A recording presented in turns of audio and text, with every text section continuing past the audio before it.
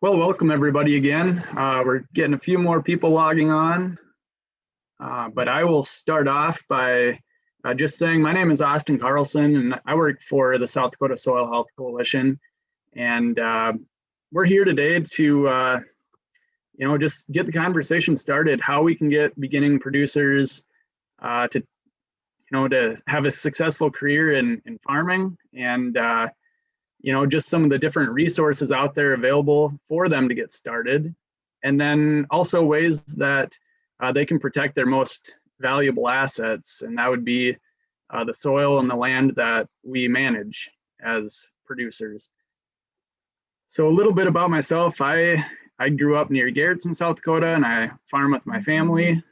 And I've worked for the coalition for this will be my third year, and absolutely love working with the producers, helping people get more resilient operations, ones that aren't, that the weather isn't so devastating on dry years or wet years, things like that. And then also with me here today that co-hosting is Bailey Luukkonen. She is from Northeast South Dakota, and she lives currently near Watertown. And then I'll just kind of give a little bit of a breakdown how the afternoon will go.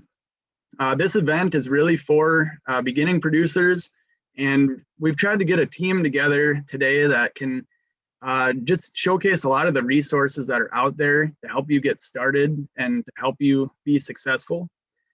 So part of that team that we've put together for this event are 4 representatives from the USDA FPAC, which is Farm Production and Conservation Department of the USDA. And these professionals, they work in 4 different agencies. We've got the Farm Service Agency, we've got Risk Management, we've got Rural Development, and then Natural Resource Conservation Service. So they all have unique avenues that they can help beginning producers. And this group of 4 people that are going to share with us today, they are actually part of a beginning producer group. And this is exactly what they're working daily to try to help the next generation of producers. So just a couple housekeeping things quick, and then before I turn it over to Gail, we have a question and answer section located on the Zoom, and also a chat feature. So throughout the day, if you have any questions, please feel free to message in the chat or in the question and answer, and we will get those questions answered. And the tough part is we kind of got to stick to the schedules so we can respect everybody's time here.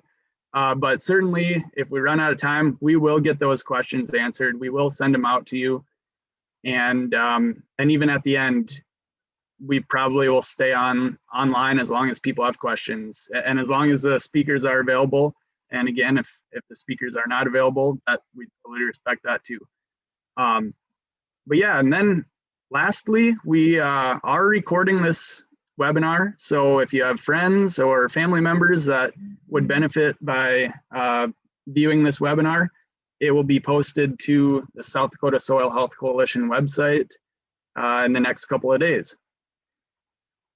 So I guess at this time, I'm going to turn over the webinar to Gail Gullickson. She is a senior farm loan officer with the Farm Service Agency out of Brookings, South Dakota. And she's going to share some information about what FSA has to offer for beginning producers. Wonderful. Thank you. Thank you. First, before I share, we want to say thank you to Austin and Bailey and the South Dakota Soil Health Coalition for hosting this webinar. It's wonderful when we can get a spot where we can get beginning producers together. And just like you said, let's get that conversation started. 27% of farmers in the 2017 census were beginning farmers. And it's interesting how many producers, when they survey them, really don't have a farming background. And along with that, they aren't necessarily like inheriting a relationship with FSA. And so that's why we share about that and all of the USDA agencies. I'm going to go ahead and share my screen.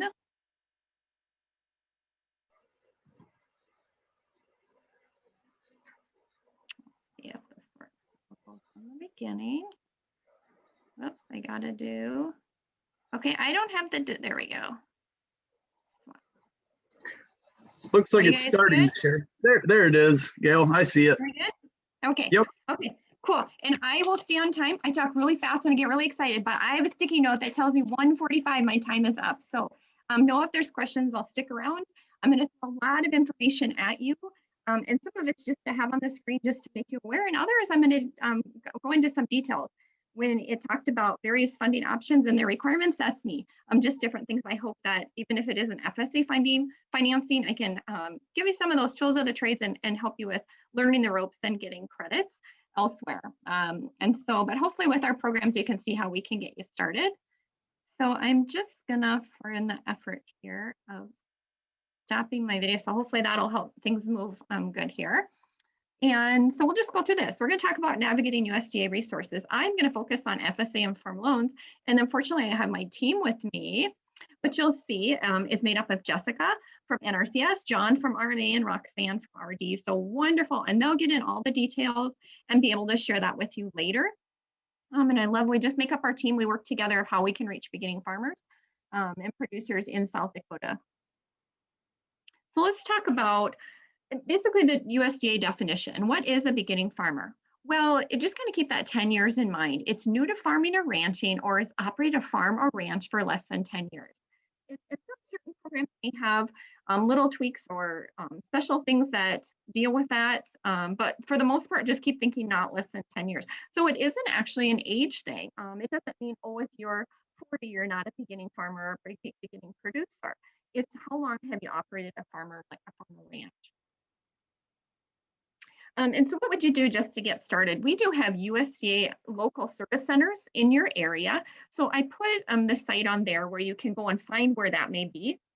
And many of you across South Dakota probably know your local service center. And the last website I wanted you to have for online, because I know a lot of folks like to, especially now as we're not going out and about, we like to have places online to look. So let's look up that farmers.gov new farmers. Wonderful page, and they're adding more and more to it. Oh, and there's something fun popping up there. So I'll just let you all answer that question and I'll just keep going. Is that okay? Okay. Please answer that poll for Austin because that looked very cool. So I hope y'all can do that if I keep going here. Okay, on that page, you can find a discovery tool. So I bring that up for you. This is kind of a feature on there for new farmers. And you could click on this and go and get started. Of course, I'm pointing, if you can see where I'm trying to click there. You'd click get started and go through it, and you get some personalized set of recommendations on USDA programs because there's a lot. I mean, even FSA, I could begin to contact or address all the programs that FSA has today. So I just encourage you to look at that, and you'll see on the next slide we'll talk about we offer a place for you to find some mentorship for new and beginning farmers. We partnered with SBA, so Small Business Administration, and SCORE, and they actually have free business mentoring for farmers and ranchers. And I know a lot of times people don't think about Small Business Administration, but we have this SCORE and them as well. And maybe that's a place where we could hook you up with them, just as another resource or partner that gets you started. And they do have like ag business owners. I mean, they have an ag background we can hook you up with. And lastly, as far as the overview for beginning farmers, I really, really encourage you to stay informed. Go to the page there where I have USDA.gov, and you can go down to the bottom and it'll say sign up for updates.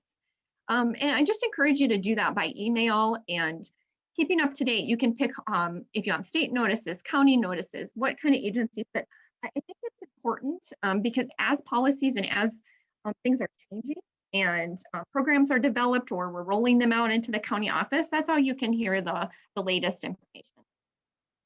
So now what I'm going to talk about is Farm Service Agency. And I only have you for about a half an hour. And so I'm going to talk just an overview about what we have on our programs, the different programs we have. And then I'm going to focus on loans as well, because we know access to capital is certainly a barrier for beginning farmers as they get started. And so that's where I come in. So our different programs, we have safety net programs. So you've probably heard about the ARC and PLC. We have acronyms for everything. And so I apologize because I'm used to saying these things. If you have questions, put them in the Q&A or catch me later and say, hey, Gail, what did that mean? But our ARC and PLC, that's our farm program. And that sign up actually ended yesterday. For this year, that's something we do every year. It comes from the Farm Bill. We have price support programs, disaster assistance, farm loan programs, which is what I'm going to get into more today, and of course, conservation programs. How about here's some of our safety net programs. So the ag risk coverage or price loss coverage, they provide income support and they are authorized by the Farm Bill. So right now we're operating under the 2018 Farm Bill. Essentially, when we say it takes the act of Congress to do what we do, it really does. We are administering the programs that have been established by Congress. So we've got our price support programs. I bring a few of these up because, again, this would be a funding opportunity for you. Marketing assistant loan is kind of interim financing at harvest, although the harvest prices were certainly higher than our marketing assistant loan, so we haven't seen a lot of these. But I will say that second bullet there, the farm storage facility loan program, those low interest loans to build or upgrade like storage facility and handling. So this is like bins, or it could be hay shed for things that you are producing yourself. And I say low interest loans, I'm talking 1%. So they kind of vary depending on the number of years. But certainly consider that, especially if you're thinking of something that you're producing and you don't have storage for it and you'd like to be able to do that, or handling, things like that. That's a great program. Disaster assistance. We have these programs available, and I just put the list there so you can see them. Like, for instance, livestock indemnity program. Unfortunately, when we get blizzards and stuff through here, we call it LIP. That's something, keep in mind, you need to contact the office within 30 days of a loss. So if you lose livestock and things like that, it's important just to kind of keep up on the programs that we have, disaster programs. The one thing I am going to talk about, though, is NAP. And the reason why is we basically can offer this when you cannot get crop insurance on it, so non-insured disaster assistance, and for non-insurable crops. But the second bullet there says beginning farmers, which would be yourself, are eligible for waiver of the service fee and a reduction in the premium. So keep in mind, that's a program we could help you out in our office for beginning farmers. Conservation reserve programs, I bring that up since this is a soil health, and I know obviously when you hear from Jessica, she's the expert on conservation type things, but so we have some signups going on. Our continuous sign up is always ongoing. That's why it's called continuous, it continues. The general sign up, the date will be announced. We had a program sign up and administration is doing some reviews with that. And so that more up for the dates and ending date will be announced, as well as the grass and reserve program. That was supposed to open in March. A new sign up period will be announced. So please keep your eyes and ears open on the grassland reserve program as well. Okay, now we're going to talk about loans. This is the part I've done. I've done this, oh my gosh, 27 or 28 years I've been in loans. I'm working with producers, many new producers just like yourselves. We can be that lender of opportunity for many new and beginning farmers, a place for you to kind of get that start and get going and find that access to capital. And each year, FSA targets a portion of our lending, so of the funds that we have available to us, for just financing beginning farmer and ranch operations. So you are not competing against non-beginning farmers. 61% of the loans that we made last year in South Dakota actually went to beginning farmers and ranchers. So that's exciting. And we're actually over that percentage in Brookings County. So that's what we like to see, that a majority of the loans we're making are to new and beginning producers. So here's another thing. Remember I said we had just in general the discovery tool. This is a great place to start if you're wanting to do interest in loans.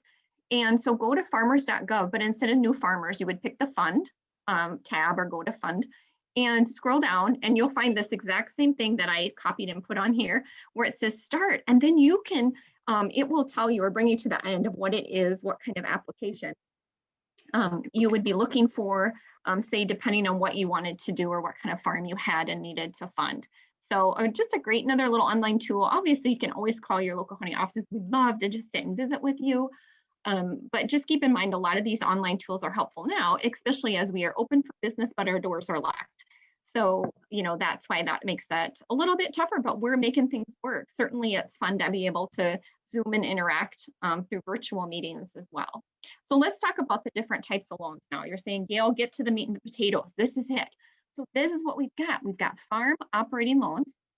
you're going to see we can loan you up to 400,000 maximum. You can have several different type of operating loans, but the total debt to us cannot be over 400,000 at any one time.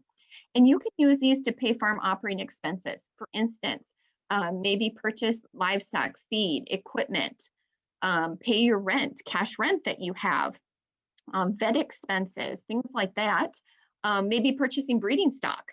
How about tractors, balers, combines, those sorts of things, or other equipment that not necessarily, we don't have to be thinking corn and beans and beef cattle. It may be another type of farm enterprise that you have. For instance, there's large vegetable production out there, and they have specialized equipment that they use.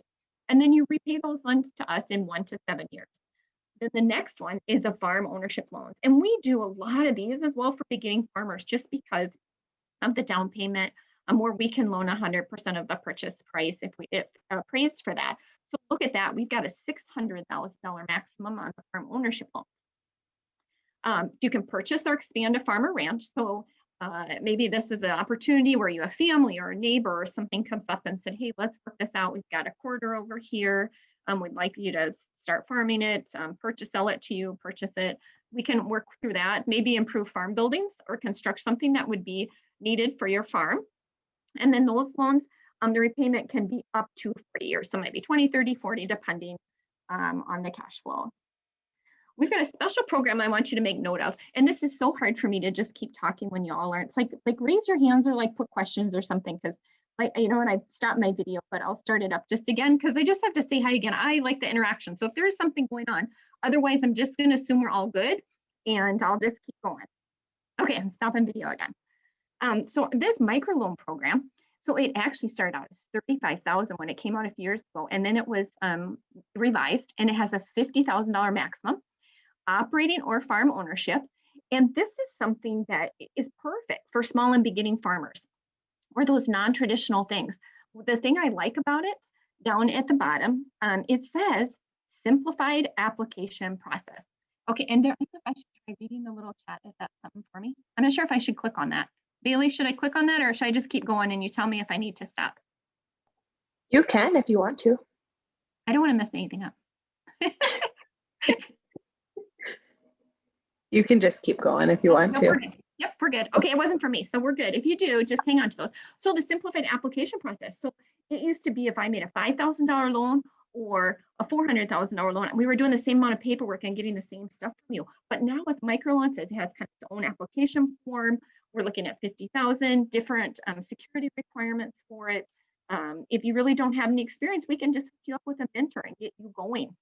So it's a great way to start trying to get into some of those non-traditional specialty things as well. And the reason why I bring up these loans too, the different types of loans, and I'll tell you that later, it's important that you start, even if you start with something small, that's okay. Don't think that you have to look at your neighbor or someone that maybe has been doing it 5 or 10 years and they're farming 1,000 acres and running 150 head of cows. They started somewhere too, and that's where hopefully we can help you, just get that start. Interest rate. So the interest rate, that's a cost of borrowing money. You will see our interest rates are very low. This is as of March. We've got just over 1% on operating and that 2.75 on farm ownership. All of our rates are fixed rates for the life of the loan when the loan is closed. So that's a good thing. They may change monthly, but once your loan is closed, that's your rate. We got a couple special loan programs. The first one is veterans, maybe get some preferences and priorities when we're talking about our funding. And then the next one, of course, like I said, we target a portion of our money, direct and guaranteed loans, just to beginning farmers like yourself. As long as you tell us, hey, I'm farming less than 10 years and you meet those requirements, you may also be eligible for a special down payment loan we have as well. So I put in the definition again because it's not farming more than 10 years, participating in the operation. And then here's the catch on that last bullet. If some of you are looking for real estate, the FO stands for farm ownership. So to buy land, you cannot own more than 30% of the average in your county where you headquarter your unit or where it's located. So for instance, I always put in Brookings County in here. And and this makes sense. We're looking for truly beginning farmers. You may still be eligible for our regular farm ownership program. It does not throw you out. Please come see us. It just means we may not be able to target that beginning farmer money to you. when we do your loan. Socially disadvantaged, you'll hear that some are underserved. And you can see the groups that are listed there. Obviously, we have Indian country and South Dakota for many of them. Hispanics, women fall under that because of gender. So keep that in mind, ladies, if you're out there. It's kind of exciting. I'm helping a young producer coming back to her family's farm and getting into cattle and crop. And so, especially being a female in the ag industry myself, it's fun to see those come back and want to be part of the family farm. Okay, let's talk about that special down payment program. So you do have to have a little cash. We're looking at that 5% of the purchase price is what you would pay.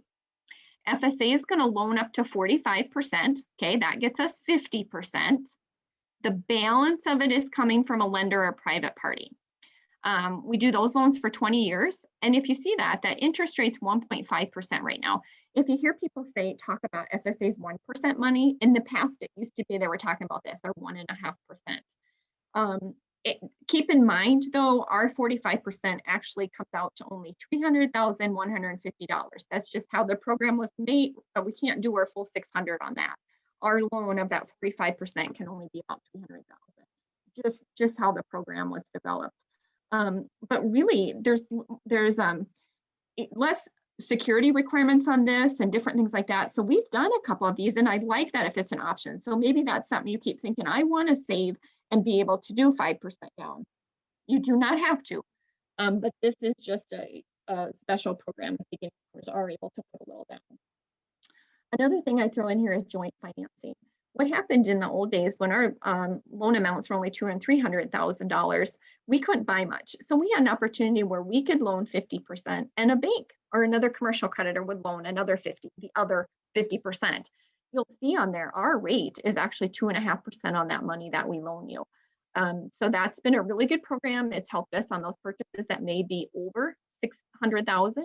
Or if you don't want to use up all your eligibility at once with us, we can work with lenders and we give them first lien, and we try and do that as much as we can. We want to have you establishing and creating a relationship with lenders so that when our credit is done, we have a temporary source of credit. We're to help you get started or help you recover from disasters or things like that, and then get you back to commercial credit. Graduating is a good thing. We call it here. I will even get you a cap and gown, which I have it in my house now because I have a senior, but graduation's a good thing. We build you up to that. We're here temporarily to help you get started. And when I say securing FSA loans, some of these things may be also apply to other credit when you're financing your operations. So all loans need basic security, and basic security means something to secure it 100%. So if we're loaning you to grow a crop, we'd take a lien on the crops. If we're loaning you to purchase cows, we would take a lien on those cows. And so anything you're producing or buying with FSA loan funds, we would use that as collateral, as they call it, for our loan. And the ownership loan has to obviously be secured by the real estate you're buying, you're purchasing. You can't substitute it with something else. We also do take additional security up to 150%. Because keep in mind, we can loan 100% of the purchase price on real estate, especially, or on cattle or anything with no down payment. So if there's additional security, only if it's available, then we would want to take additional security or collateral for our loans. So say, for instance, you already owned some haying equipment, like a tractor and a baler and a mower, let's say, and you came in and wanted to add 50 cows to the herd. We would maybe, let's say, take the 50 cows, but we would also file on the machinery and equipment to get us up to that 150%.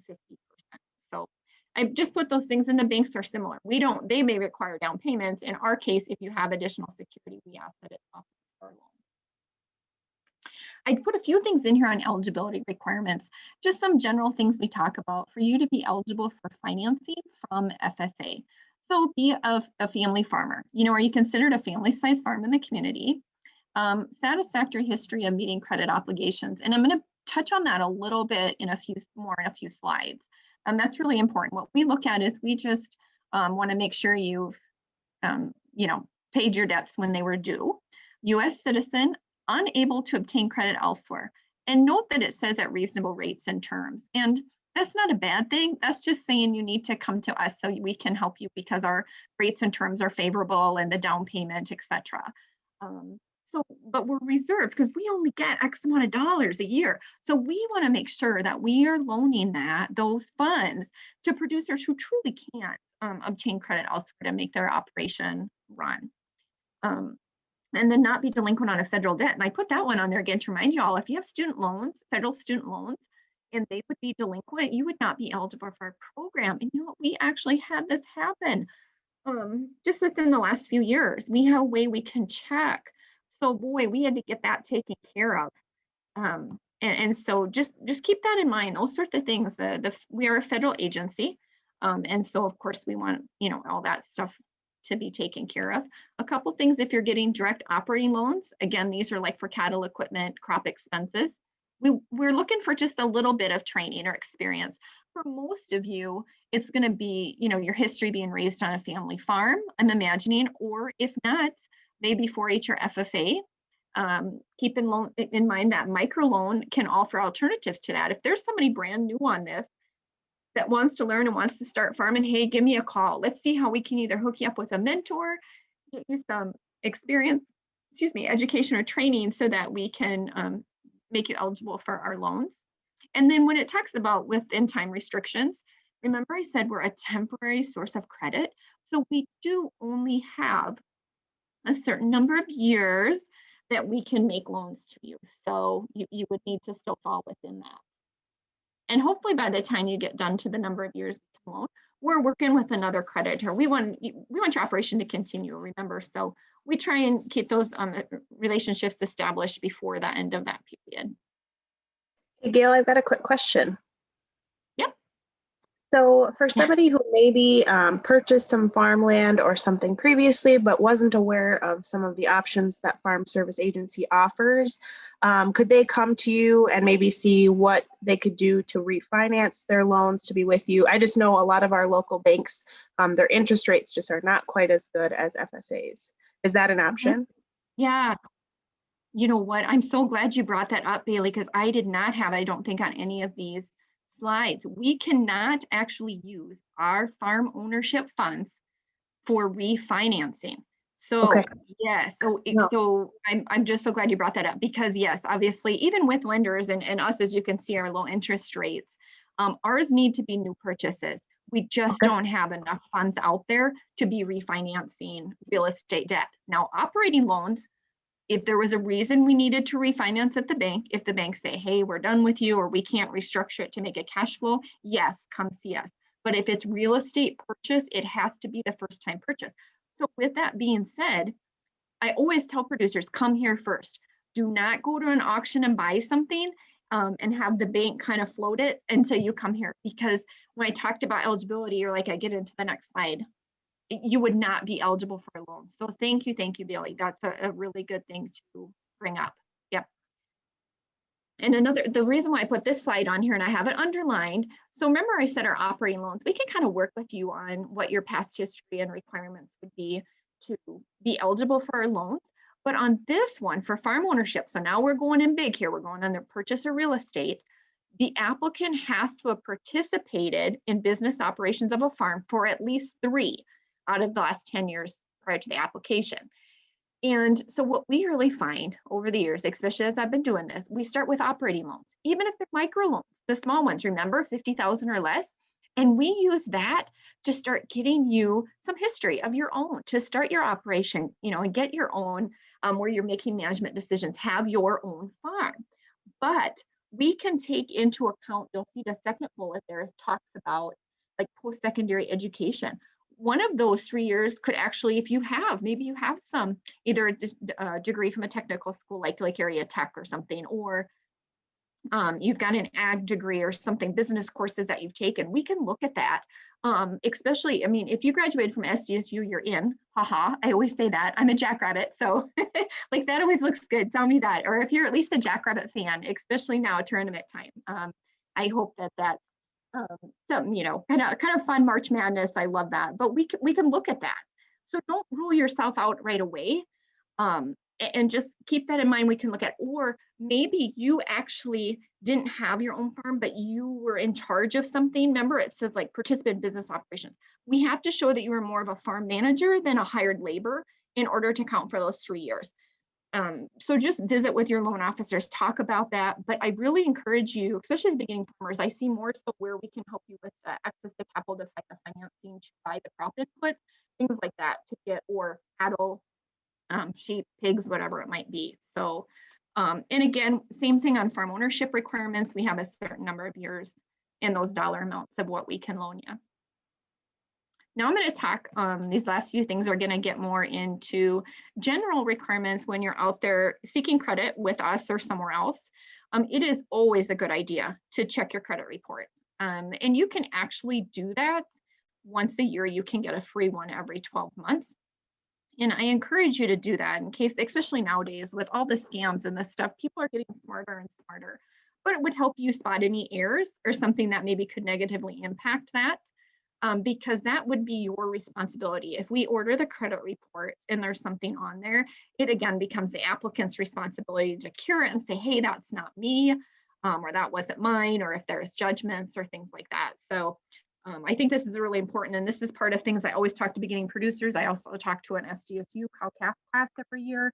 And boy, if I have an opportunity to tell them how important your credit is, I do always bring this up. And just keep in mind though, FSA does not use a credit score. So for instance, you've probably heard, oh, my credit score is 750 or 700 or 500 or 650. It can range from 300 to 850, 900, whatever. We don't use those. We use it strictly when we order the credit report to see how you're taking care of your payments with other creditors. Remember we said, you have to have acceptable payment history. Well, I'm going to know as part of your eligibility, are you making payments when they are due? So that's why we use it. But the last bullet is so important.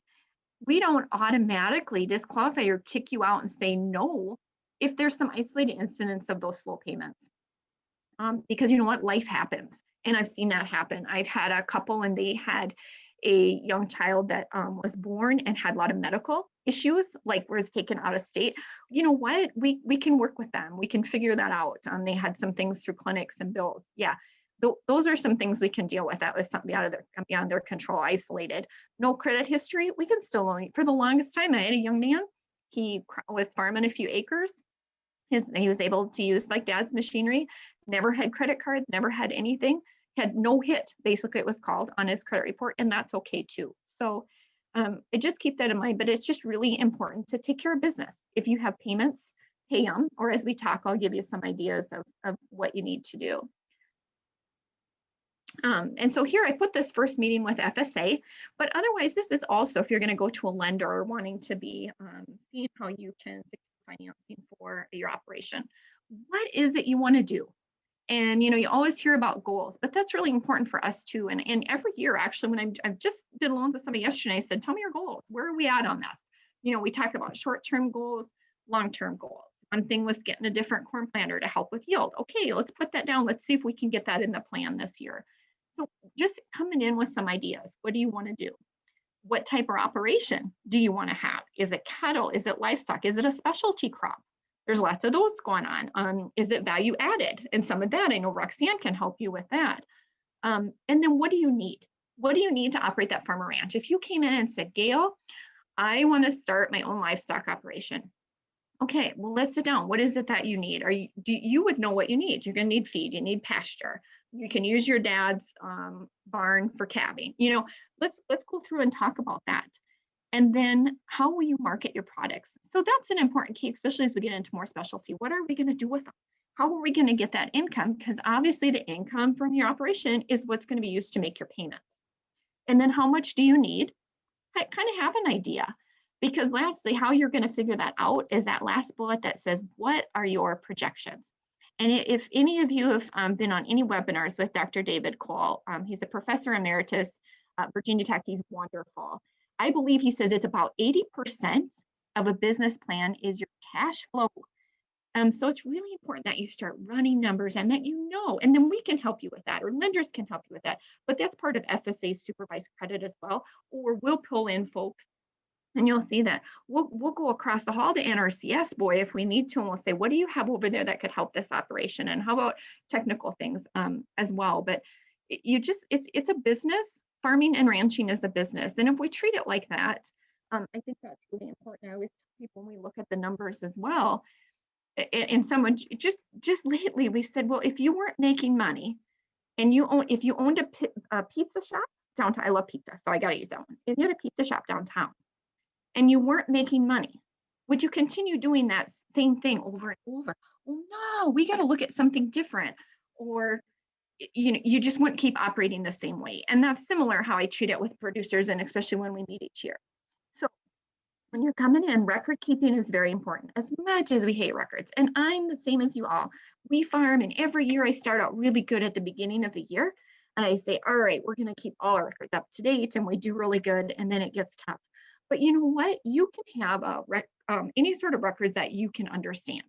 They do not have to be on computers. They do not have to be fancy, but they do have to include household. And the reason why I put this on here, you have to know your non-farm expenses. I think that's the category we get done at the end of the year. And people will say, well, the cash flow or actuals, they gave me records, and boy, it shows they had 40,000 at the end of the year. And they'll say, we didn't have that in our account. And I say, guess what?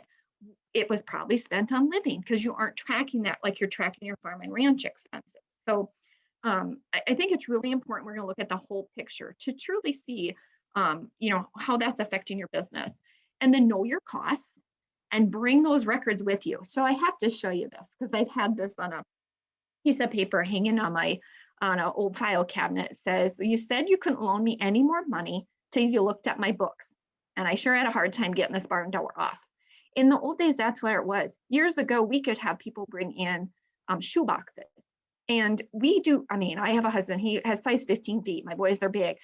There's a lot of receipts can go in a size 15 shoebox, you guys. So let's just try and get a handle on records, or start with that. And I had to laugh with this barn door because not so long ago, a few months ago, I was looking at some heifers at a neighbor's. And inside this old barn was a barn door that looked exactly like that. And I just about died. I said, they're talking about putting up a new barn. I said, I want that. And they will keep it. I said, if not, I want it in my office, because that's how we operate. And like I said, I'm crapping my sack. I totally relate, but let's start working on getting some good records put together. Bring those financial records with you. When you go to us or the bank, let's look at the last 3 tax returns. We're most likely always going to want those. And if you got a last few pay stubs, that helps as well to show your non-farm income. Also, copies of any documents you would have, like written leases. That helps even if you're just enrolling, not necessarily with farm loans, but you're going to enroll with FSA the first time and we get you a farm number. You would bring in those things like your ID, your driver's license, let's say, or a government issued ID, and you'd bring in leases and things to show what you're farming. And then what do we do? And I'm just about to wrap it up. This I just wanted to tell you. So we're going to look at the application and see if we've got everything we need. And if we do need something else, we're going to let you know. And a bank should as well. And so I put that in there. I think it's really important that you understand you are due to get a response from us for lender, whoever you submit these things in. And this is all the same across USDA. And my counterparts that are in here will tell you that as well. We do provide notification to you to say, hey, we still need this, or here's where we're at. And then in our situation, we would have 60 days from a complete application to take action on your application. And hopefully by that time, we've been in touch, talking back and forth, working through things together. Maybe tried to do a farm visit. We just social distance, right? Wear masks and be outside. It gets us out of here. I look forward to that more this summer even. But and then another thing, last thing I'll finish up here, I'll do the 5 C's of character, but when you're there, make sure you're asking questions that you may not understand.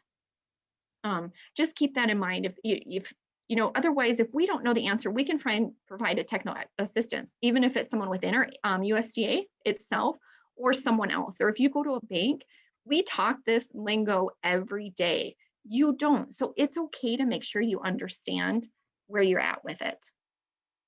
Lastly, I'm going to finish on the 5 C's of credit, because I think this is important. The types of things that lenders are looking at when we're seeing if we're going to make, John Smith a loan. Character, capacity, capital, collateral, and conditions. And maybe you've heard of these in the past. So I've just got a couple quick slides of what we're looking at. So your character is who are you and how do you handle your business? And I think I brought that up several times when we talk about making your payments. You know what? Take care of business. And that follows you. Are you the person that's known as, oh, they never pay their bill. They never pay their money bill till like the next year. Don't be that person. Capacity, can you repay the loan? Capital is like your investment. And are you taking care of your financial,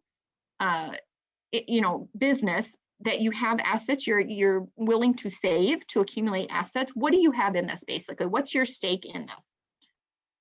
And the last two are collateral. So those are the assets. Remember, we talked about the different things we need to secure the loan. And then conditions, any requirements that we would need from you for making the loan, what you're going to lose those loan funds for. And lastly, I'll just finish up with responsibilities. And I say as a direct loan borrower from FSA, but I put a few things on here because I think it's important as you're starting to become a borrower with any agency or lender. Follow the business plan. Okay, that's like that blueprint for success. We're in this for your success, not our profit. And it's really important that you follow that. But you know what? If you don't, or if something changes, contact your lender. And that's where the second bullet comes in. Always make your loan payment on time. Well, we certainly know after COVID and the pandemic in 2020, that kind of threw us for a loop. But you know what? Talk to your lender. I don't know what's going on out there, how I can help you, and that you can't make payments unless you contact me. So whether it's us or your lender, communication, if you get one word you write down from all of this when you're dealing with lenders, is communication. Okay, that's the most important thing so that we can help you as well. Keep good records. Remember, I said farm and non-farm, and then just maintaining your loan security. If you have 50 cows out there, try and keep 50 cows. If they go missing, that's not a good thing. You're responsible for that. It's just like you use your card, the title for your car. When you buy a car loan, you better still keep your car. So just a few things that, you do have some responsibilities as a borrower, as someone who's indebted to someone else for money. And hopefully this is what will help you be successful. And so I think I have 142. So I have like 3 minutes if there's any questions. Otherwise I can wait. I throw a lot at you, but it's so hard. I usually do these in like hour workshops and different things. So questions or anything, or Austin, that you wanted me to cover and missed? Otherwise I'll just sit tight.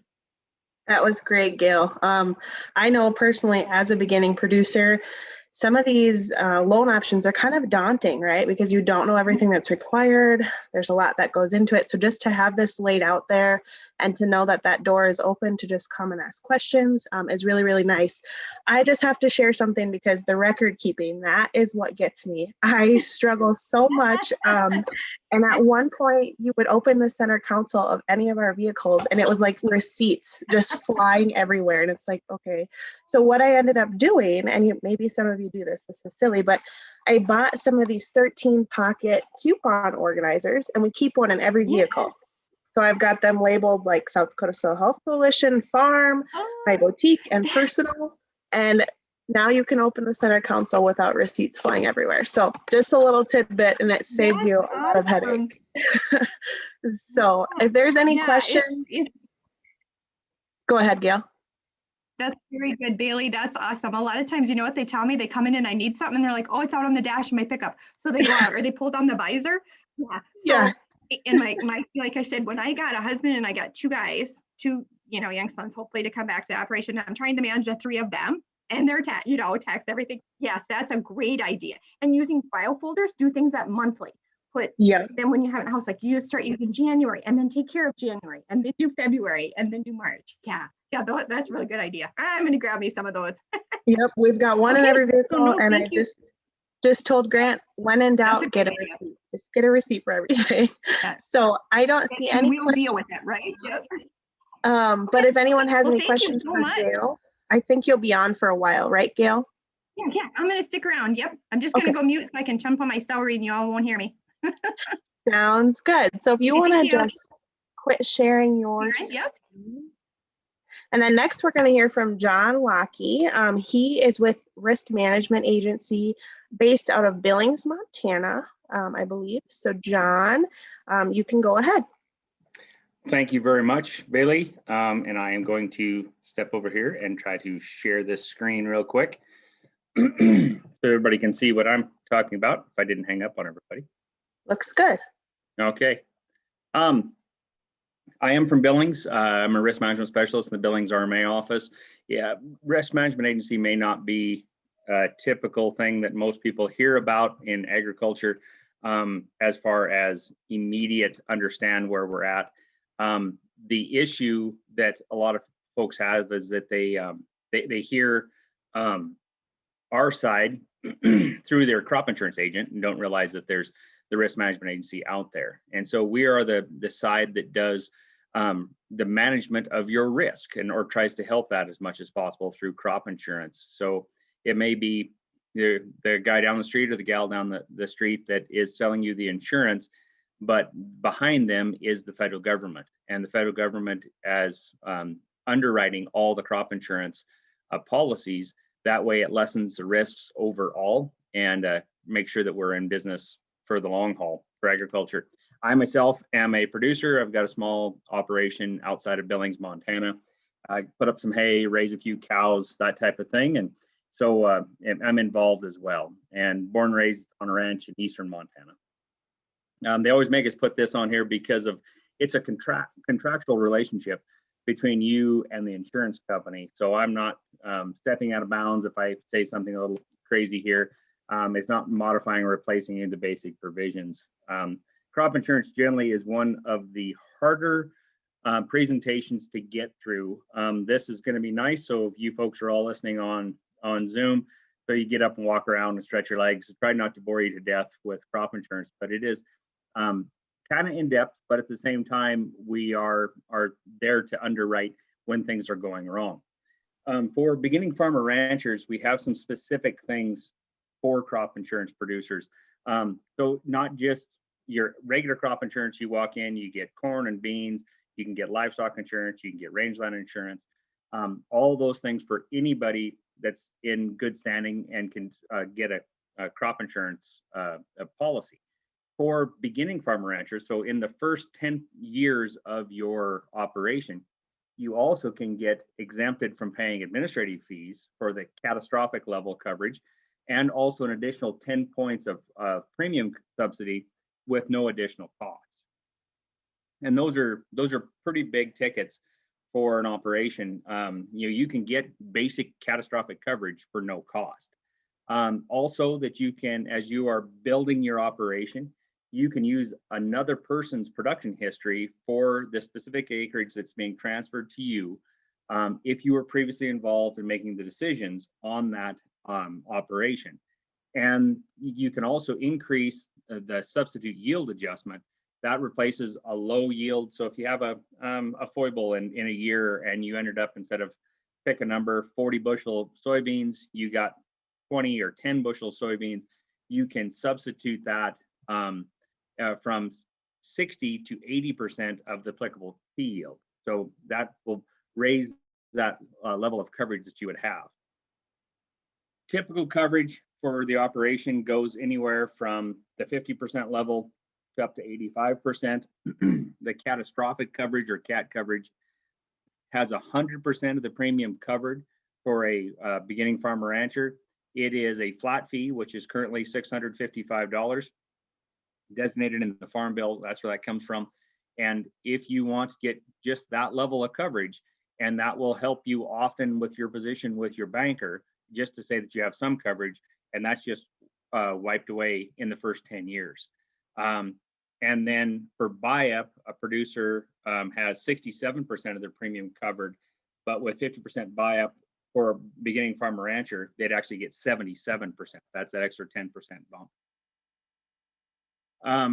For requirements, as far as federal crop insurance is concerned, you have to be an eligible producer. So the operation has to meet the requirements of the policy, not be on an ineligible list, so failure to pay your debt to the government, and not be on a death master list, which seems kind of strange, but it is occasionally happens that you're listed as being dead.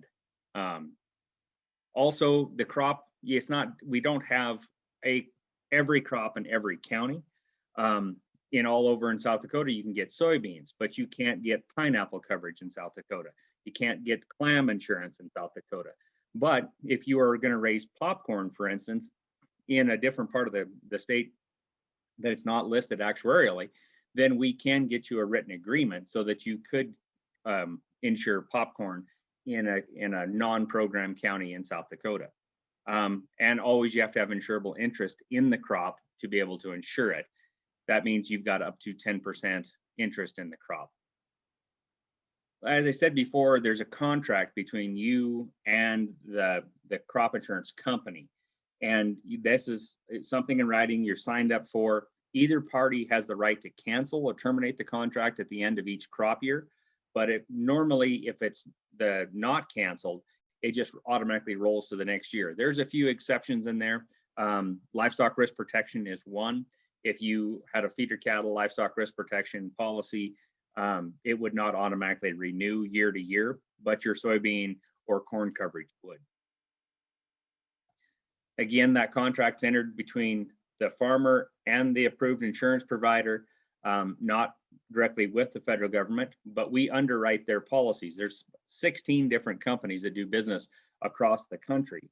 And then that's where the subsidy portion comes in, is the risk management agency, through the dollars of the federal taxpayer, is underwriting those policies. And the farmer agrees to insure all the eligible acreage of the crop in that particular county.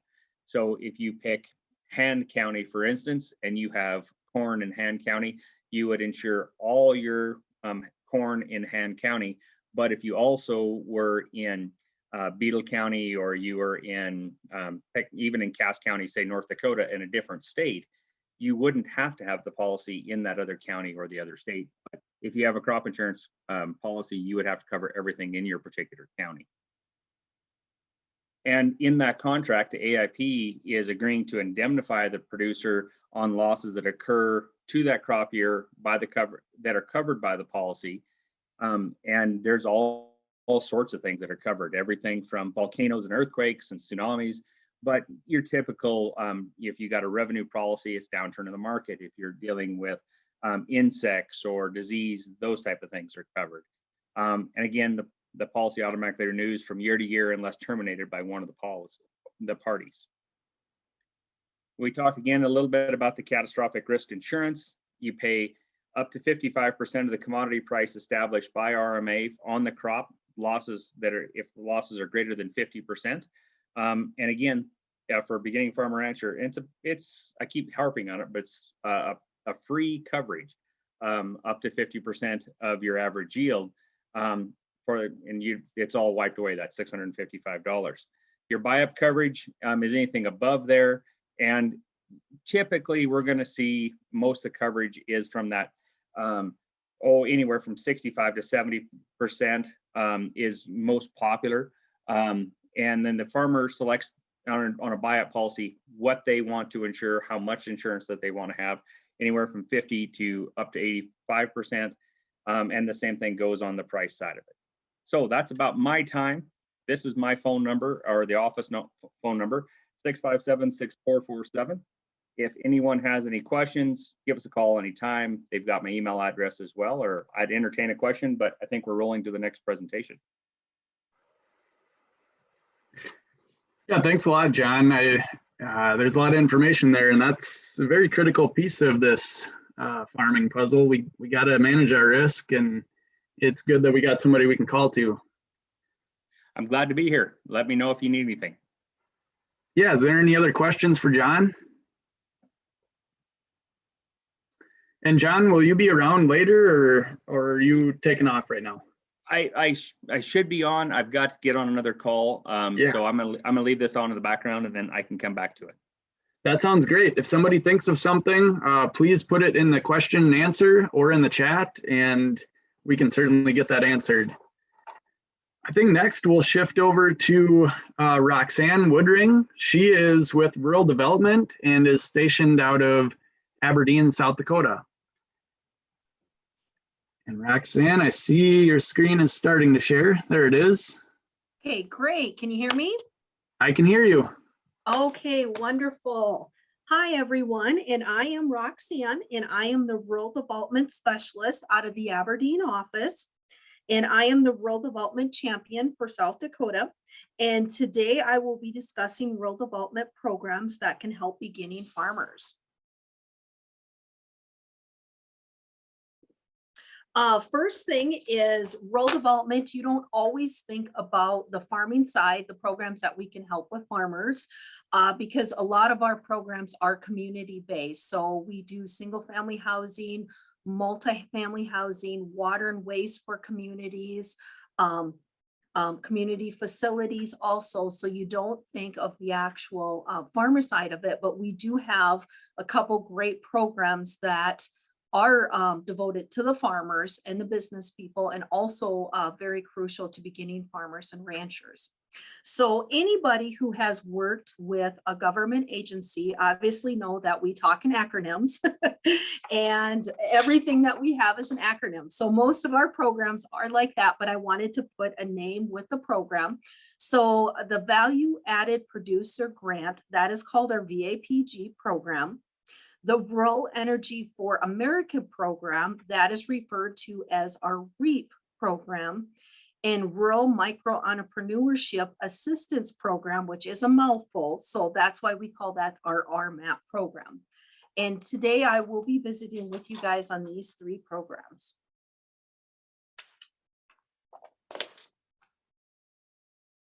Go back here one. Okay, the first program is the Value Added Producer Grant. The VAPG is a competitive grant program that is available to producers who are adding value to their product. So who can apply for this? Independent producers, agriculture producer groups, farmers or rancher cooperatives, and then the majority controlled producer-based business ventures. And in order to qualify for the beginning farmer and rancher, it has the 10 years or less. And what's wonderful about this program is we have special funds devoted for the beginning farmer and rancher. And we also have priority points. And since it is a scoring, its funding is based on scoring. Every single point counts. So definitely have a huge advantage with additional points and additional funding for being beginning farmer and rancher. How the funds may be used, there's actually kind of two categories. You have the planning and then you have the working capital. So what can roll into the planning costs are feasibility studies, developing or creating a business plan, and then the marketing side of it. On the working capital, basically any costs related to processing of that value added product.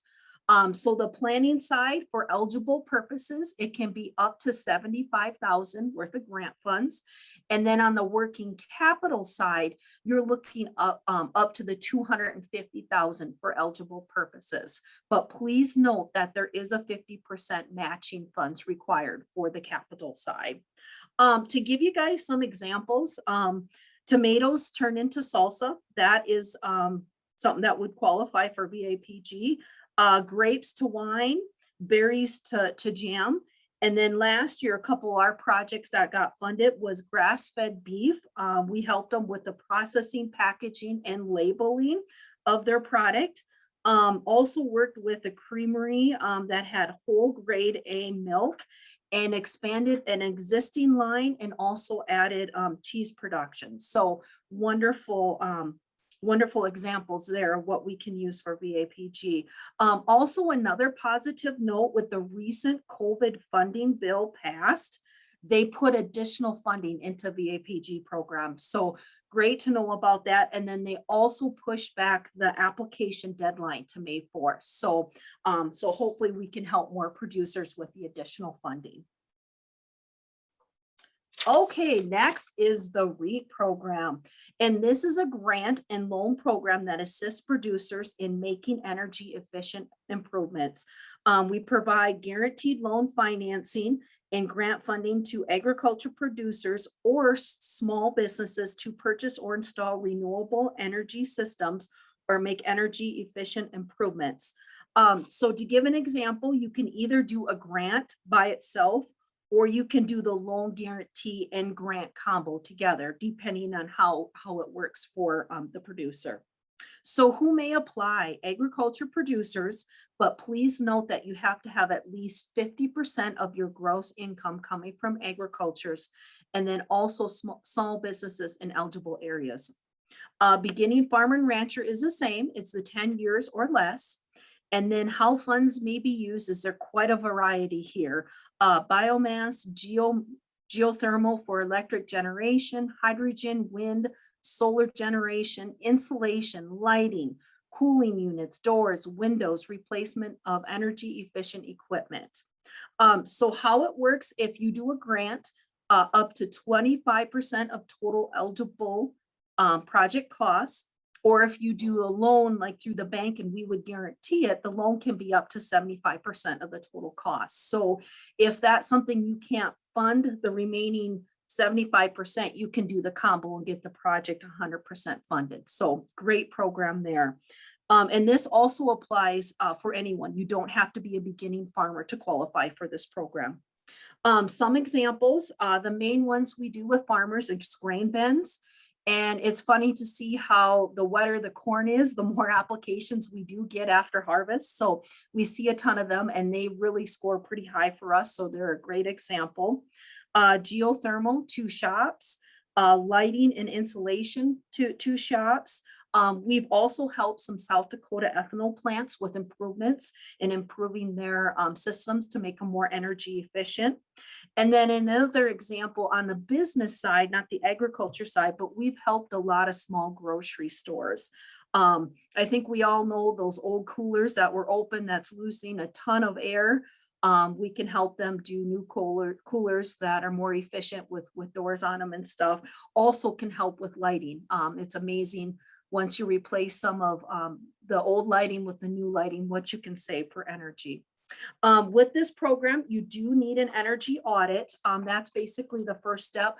And what's really good about that is once you have an energy auditor, they can they'll take a look at what you're looking at doing and they can kind of tell you what your energy savings is. And that's a majority of the scoring is how much energy you will be saving. Okay, the RMAP program. This isn't thought of as a lot, but it can be used for farmers and ranchers.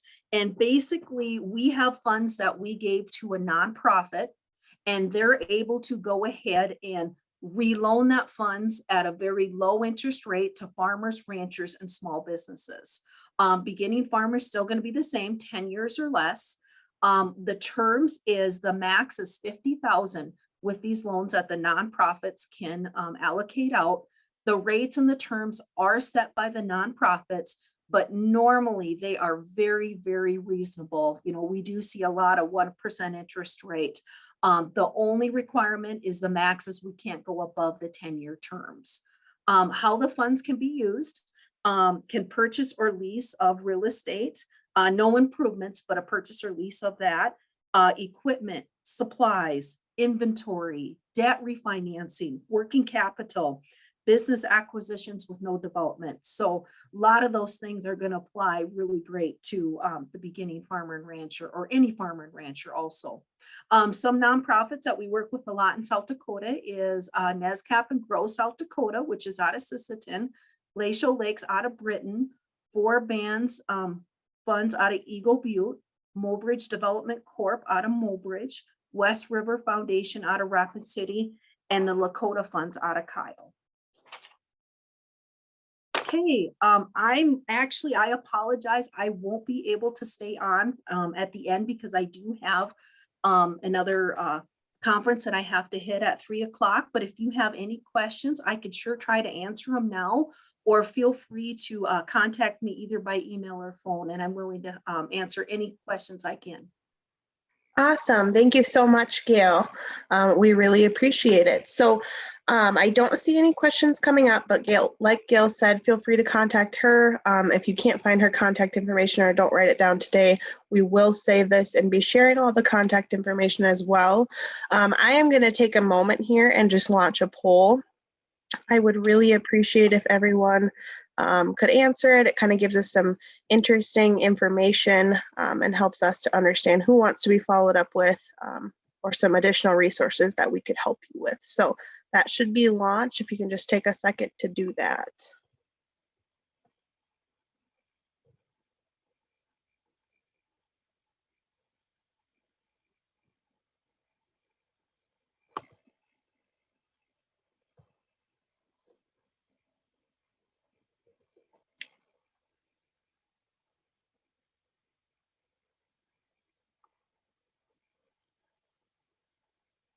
Great. Looks like results are coming in.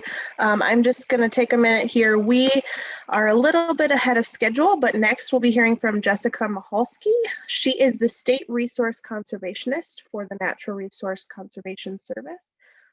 Jessica, go ahead. Okay, thank you so much, Bailey. I am going to start sharing my screen here.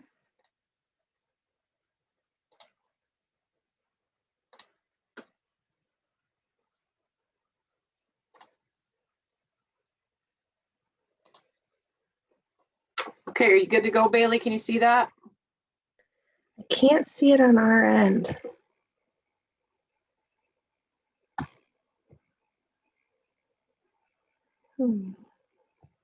Maybe try again. We'll see.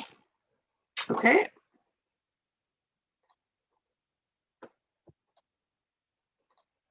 There we go. Now it's coming in. Perfect.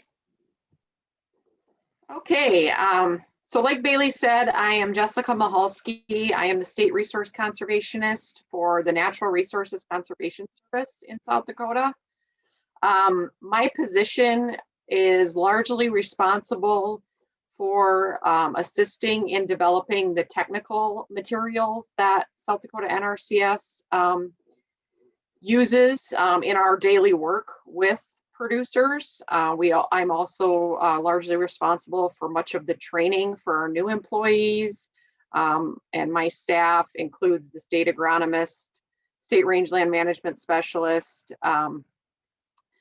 our state biologist, who is also the CRP program manager for the NRCS technical work that we do on the CRP program. And then I have various other GIS staff and archaeologists on my staff as well. So that's kind of my role with South Dakota NRCS. I've been with the agency for about 17 years now. So today I'm going to talk to you about some of the NRCS programs that are available to beginning farmers and ranchers, and really hope that you'll utilize a lot of these programs as you move into operating your farm or ranch. The NRCS programs that I'm going to talk to you about today include our Conservation Technical Assistance Program, the EQIP program, the RCPP program, CSP, ASIP, and Water Bank program. Again, just like Gail mentioned earlier, we all like our acronyms, but that's kind of the way we do business, and so hopefully that won't be too confusing for you. So really the first step and the first opportunity that we have to work with any producers, whether that's beginning farmers and ranchers or individuals that have been operating a farm and ranch for a long time, is really to start in the planning process. And that's what we call conservation technical assistance. It really doesn't have anything to do with a producer coming in and requesting funds. It's really about the planning process. And it's about us being able to assist producers out on the landscape with their farm or ranch, taking a look at what their goals might be, taking a look at what resource concerns they might see in their operation. So let's say you've noticed on one of your fields, for example, that you have some gully erosion or a gully forming due to excess erosion. And what are some options that you might be able to implement on your ground to assist with that? Or maybe your soil health isn't, or your soil organic matter and other qualities are not as high as you'd like them to be. That's really what our technical specialists, our district conservationists, our soil conservationists, that's their job, is to go out and look at your operation, identify those kinds of concerns, and help you develop alternatives. We obviously utilize a lot of different tools for that, whether it's soils maps, our other soils interpretations. Those types of things are really utilized to help producers look at their operation and take a comprehensive look about what those things are that could help you not only improve your bottom line, but also improve the resources out on the landscape. And then we can begin that process. If we start with this planning process, then we can start taking a look at what financial assistance opportunities there are for you as a beginning farmer and rancher. So the first, one of the first things we're going to do in this process is we're going to help you. We're going to, again, like I said, take a look at the resources out on the landscape, look at your soils information, and then we're going to help you develop a conservation plan, which really is going to outline the decisions that you make as a producer that you want to implement and that we can potentially help you with, not only from the technical aspect, but also financially. And then, like I said, we can move into our financial assistance programs. And one of the most utilized financial assistance programs in South Dakota has been the Environmental Quality Incentives Program, or EQIP for short. This program has been around since the '96 Farm Bill. So it's been around a long time, it's been utilized a long time, and there's been a lot of funds that are allocated to this program each year in South Dakota. It's a working lands program. It's not a set aside program. It's working lands to help you improve your cropland or rangeland or wildlife land by putting conservation practices out on the landscape. So whether that's implementing a crop rotation and adding cover crops to your cropland, whether it's reducing your tillage or improving your nutrient management, your pest management on your cropland, those are all practices that we can help you with through the EQIP program. And then on rangeland, we have a lot of practices as far as putting in cross fencing or watering facilities or pipelines, all of those things to maybe help you implement a grazing system on your operation. Those are all practices that we can take a look at through this program. In South Dakota, we do allocate 5% of the total EQIP money that we get from national headquarters. We allocate 5% just to beginning farmers and ranchers. So there's a separate pool because it is a competitive process. There's a separate pool just for beginning farmers and ranchers, but beginning farmers and ranchers can also be considered in all of our other fund pools. And those fund pools, we have a particular fund pool just for soil health type systems. We have particular fund pools based on different geographic areas throughout the state. And so beginning farmers and ranchers can compete in those fund pools as well. One of the first things that we're going to do in that, as you sign up for either technical assistance or financial assistance program, is we're going to help you determine where on the landscape that you might need these practices. So this is just an example of a producer implementing, doing some conservation work on their cropland and wanting to implement aftermath grazing. And so we're putting a pipeline and tank out on the between the pasture land and the cropland, and then utilizing a full season cover crop in this example to improve not only the health of the grazing land, but then of course also the utilization of the cropland for aftermath grazing and for really integrating those livestock, which of course is important when it comes to soil health. Another program that's available is the Regional Conservation Partnership Program. This promotes the coordination between NRCS and other partners. So what happens is a partner organization can apply for these funds, and then they can basically conduct their own sign-up period and utilize funds to basically fund the same conservation practices that could be funded through EQIP. Through the RCPP and the EQIP program, both beginning farmers and ranchers can receive a higher payment rate for practices installed than non-beginning farmers and ranchers. So that's really advantageous for all of you that are getting started in your operations. Kind of the logical next step for producers once they maybe have gone through the work of a conservation technical assistance plan, and then maybe put some structural practices out on the landscape through EQIP, is really the next step is kind of the Conservation Stewardship Program, or CSP. And this particular program has also been around for about 20 years now. And so it's been utilized quite a bit in South Dakota. It's also a working lands program, and it helps build on existing conservation efforts and then takes it kind of to a next level. So we look at the entire operation that a producer has, and we really try to look at a comprehensive approach for implementing conservation while keeping that land's working lands. Not setting aside necessarily the landscape, but utilizing that still for cropping and grazing systems. We decided several years ago here in South Dakota that we would actually allocate even a larger amount of our funds for the Conservation Stewardship Program to beginning farmers and ranchers. So we set aside 10% of our total funds each year just for beginning farmers and ranchers. But again, beginning farmers and ranchers can also be considered for other funding pools through CSP. A new program that we're utilizing in South Dakota is called the Conservation Implementation Strategy. And what this program does is it really utilizes EQIP funds in 2020, and now it will include CSP funds for 2021 and beyond. And what we're trying to do is we're trying to do a targeted conservation approach.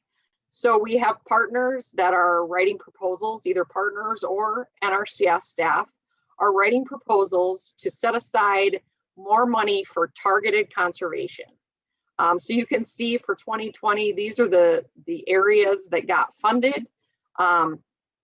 There's various areas throughout South Dakota where we have maybe by a watershed or a township basis or a couple townships, or maybe the area was a particular benefit to wildlife habitat, but we're really targeting that money. And so if you're in one of these conservation implementation strategy areas, again, your chances of receiving financial assistance dollars is higher than those that are not in one of these CAS areas.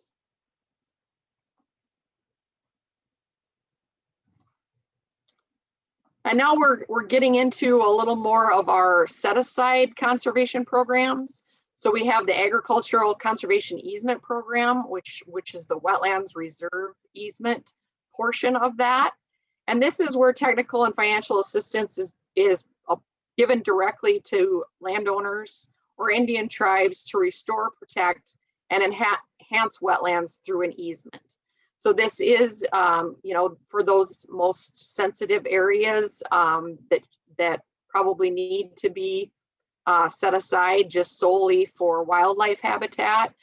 Generally speaking, there should be some management done to these areas, but it's not a working lands program like the EQIP or the CSP or RCPP programs. And the final program I want to talk a little bit about is another more of a set-aside program. It's the Water Bank program, and it's to keep, the intent is to keep water on the landscape and benefit migratory wildlife, such as waterfowl. So this is a 10-year rental agreement to protect wetlands and provide wildlife habitat. Producers receive annual payments for conserving these wetlands and also some adjacent lands from adverse land uses. So this is really, again, another set-aside program that NRCS offers in South Dakota. So I know that was a very brief introduction to NRCS and the programs that we have available in South Dakota. But we do have a lot of great opportunities for beginning farmers and ranchers. Again, if I can encourage you to do anything when you start working on your operation, is to go in and visit with your local NRCS office. There's an NRCS office in every county in South Dakota. Find out who those soil conservationist and district conservationist is, and start talking to them about your operation and maybe some improvements you'd like to make. And that's really the first step. And from there, you know, our specialists can provide you information, you know, that's technical in nature. We can help you, you know, if you want to seed some cover crops or something like that, you know, we can help you determine what species would be best. And then, you know, it really evolves from there. So once you build that working relationship with our field office, then we definitely can help you discover what financial programs are also available. So with that, I will end my slideshow and stop sharing and see if there's any questions. Awesome. Thanks, Jessica. I don't see any questions coming in, but like I've said previously, if you think of questions, be sure to reach out and get those answered. Austin is going to start sharing his screen and talk a little bit about the 5 principles of soil health, and a little bit about some of the resources that we as the Soil Health Coalition have. I want you to keep in mind that this is certainly not all of the resources available to begin in South Dakota. When we were working on putting together a resource brochure, which you will all receive after this event, I was really surprised at how many different programs there were out there that I had never even heard of. So we will be sure to get everyone get that sent out so that you can utilize that. So, all right, go ahead, Austin. Thanks a lot, Bailey. Again, my name is Austin, and I'm Southeast South Dakota over by Garrettson. And I'm just going to talk a little bit about the coalition. Let's see, how do I advance my slide? I'm just going to share a little bit about the coalition and some things about soil health. So yeah, Bailey and I are both employed by the South Dakota Soil Health Coalition, and this is a nonprofit group and it is producer led. So there's 9 board members that are across the state of South Dakota that represent the coalition and direct it. And great group of people, you can reach out to them. They all utilize these soil health principles and do it very well. And they're just a wealth of information. And we promote improved soil health. And so if you're not sure what that means, there's 5 soil health principles. And number 1 is to keep that soil surface covered. Number 2, just limit any disturbance to the soil. Number 3 is promote diversity on the landscape. And 4 is to maintain living roots in the soil. And then the 5th one is to integrate livestock. And this is a picture of our website, and here's the link so you can find it. And also on the link on the website, we have a events calendar, and we keep that up to date on any events that we are hosting throughout the state. And through the month of March, we are doing some different webinars on various topics. So actually tomorrow, we are hosting one about salinity and ways that you can minimize the risk with getting saline soils. So basically talking about ways to improve those areas, make them more productive. And also those are being recorded and they are posted on the website. So we had one on cover crops. We had another one at the beginning of the month on drought mitigation and having a plan in case we stay dry going into this next year. They're just very helpful resources out there that can help you.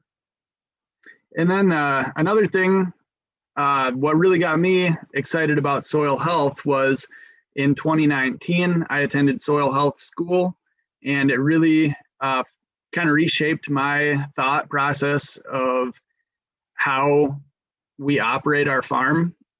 And so if this interests you, it's 2.5 days, very hands-on out in the field, doing all kinds of different demonstrations, whether it's no-till type situation, cover crops, integrating livestock, that sort of thing. And it moves around the state every couple of years.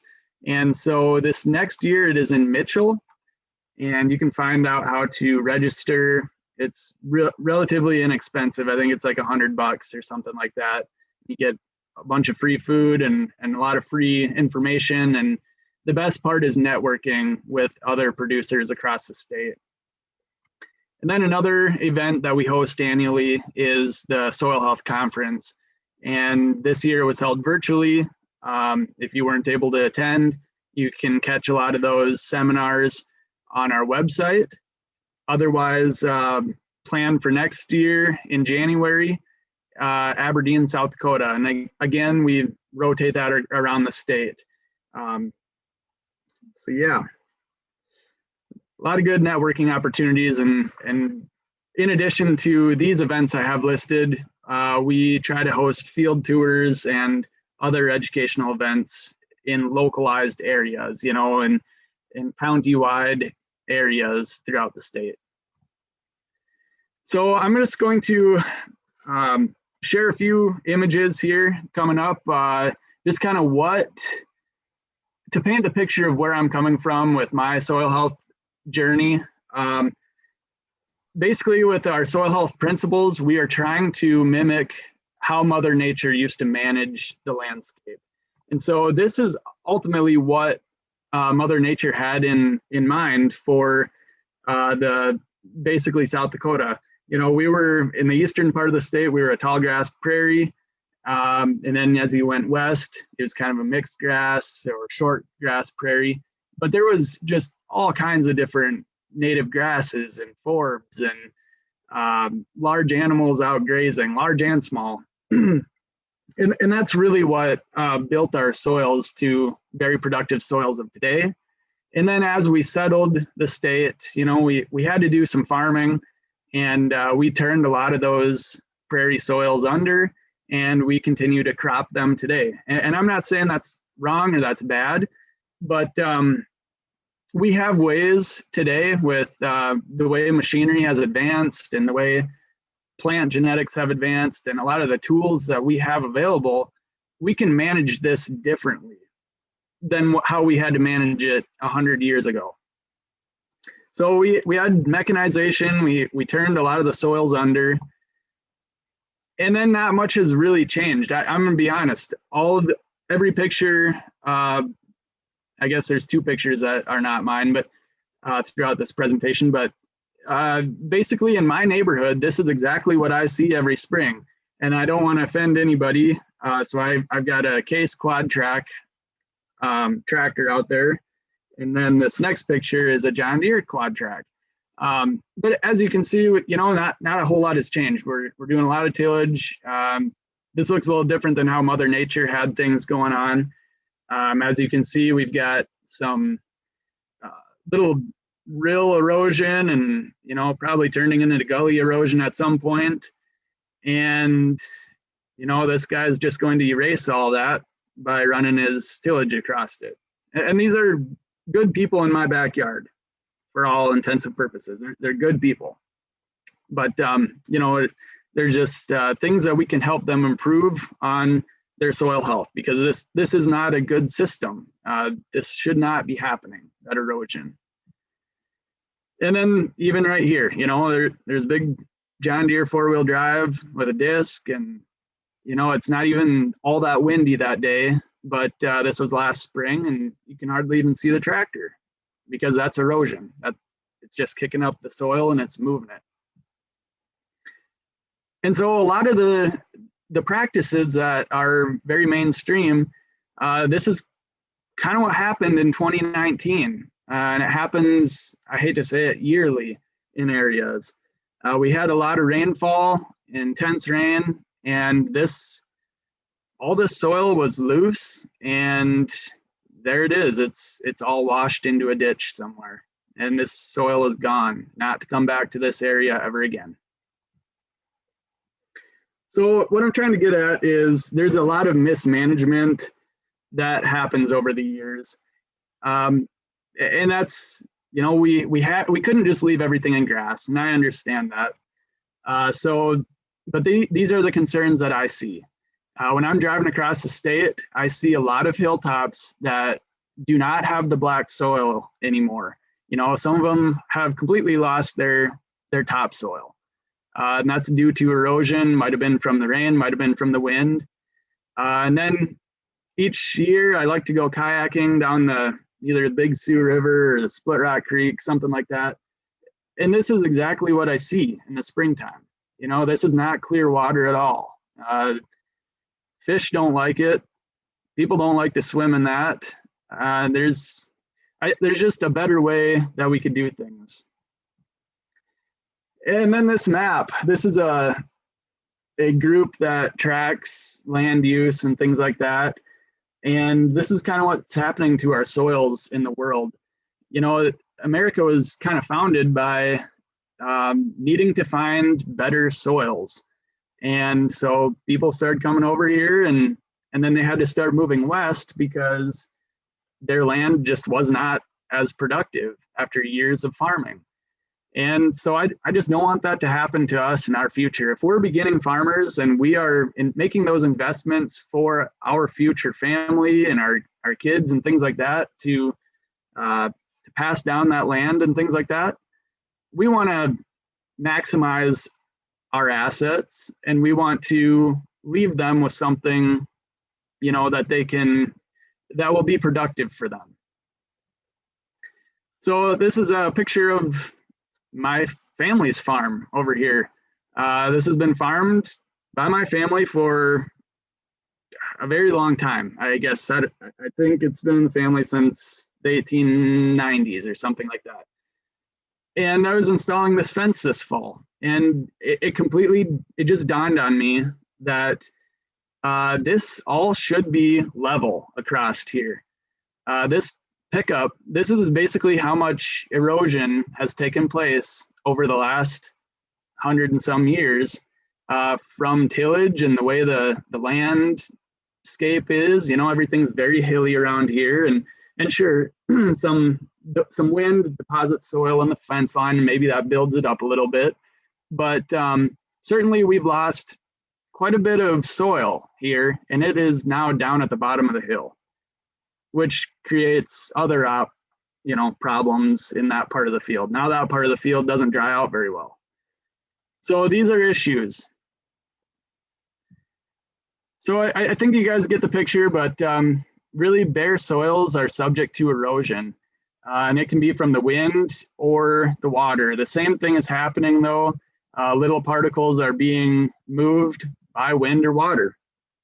So think of when it rains out and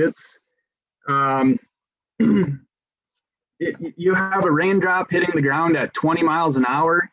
And if that soil surface is bare, it blasts that soil into little particles and it really displaces it. Some of those soil particles can move 2 to 3 feet. And when you think of a heavy rainstorm event, literally tons and tons of soil are being displaced by those little tiny raindrops. And I never really thought much about it until we started getting these heavy rainfall events last, probably 5 to 10 years ago. And then you just kind of start noticing some little rill erosion and things like that. And that's really kind of what got our minds thinking that this isn't right. We can't let that soil wash away like that, because someday we won't have soil if we keep letting it go.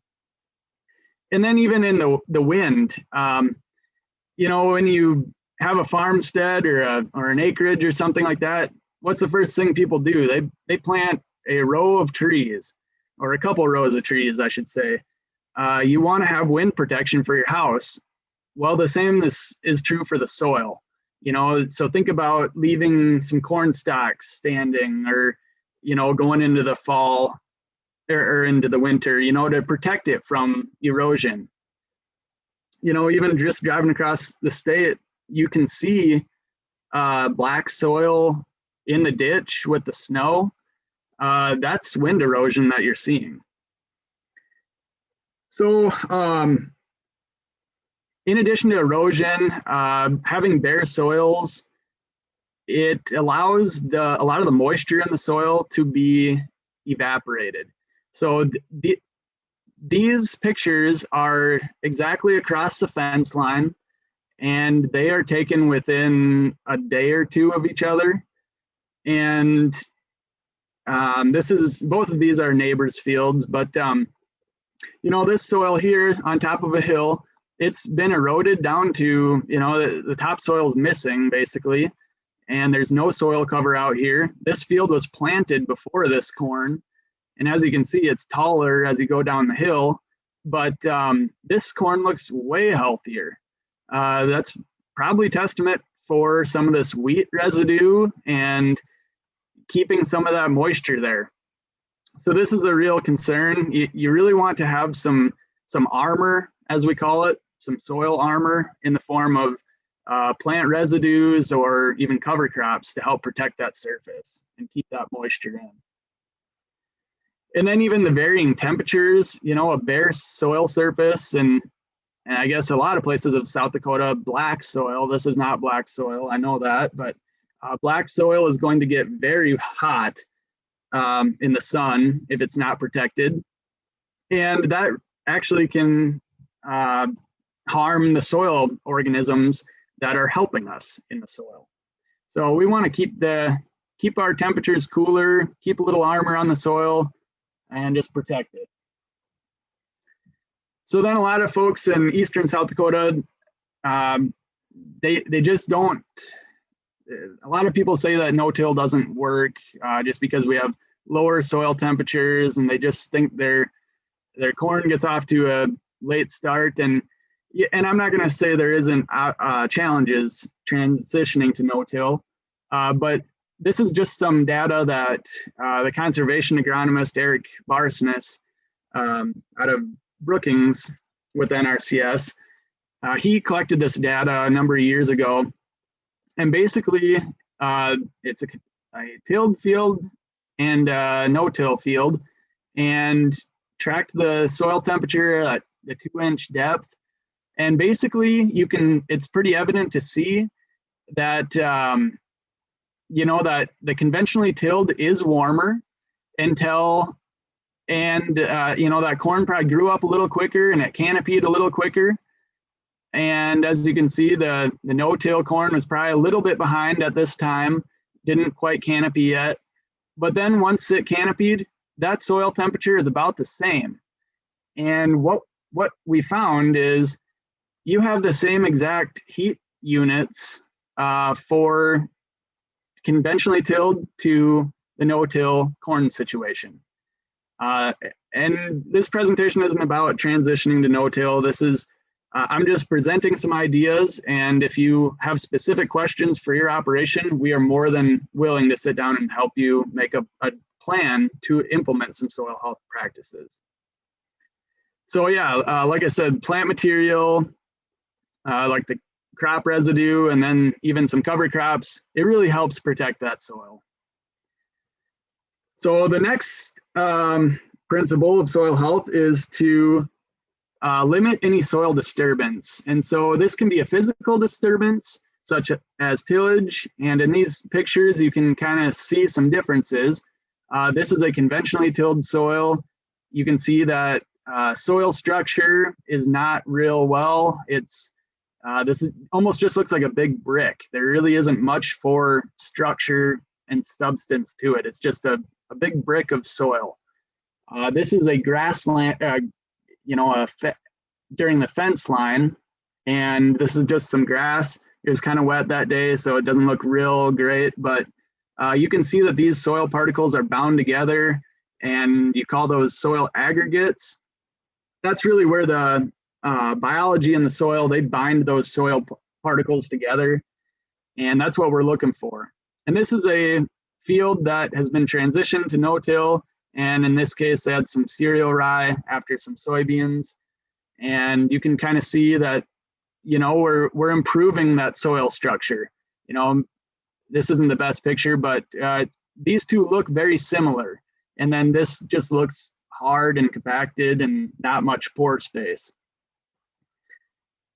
So in addition to physical disturbance, you can have chemical disturbances as well. So like if we're using a lot of intense synthetic fertilizers, you know, like have a really high fertility program, which it's not unheard of. I've got people in my neighborhood that are very proud of fertilizing for 300 bushel corn.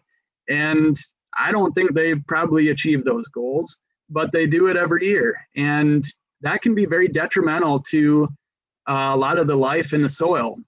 And this is a picture, it's an animation, I should say, of some mycorrhizal fungi that has colonized some roots of plants. And, you know, the intense fertilization and disturbing the soil with tillage, it really breaks down a lot of these organisms and a lot of the habitat for them in the soil. So basically, they have to rebuild themselves each year that we do that.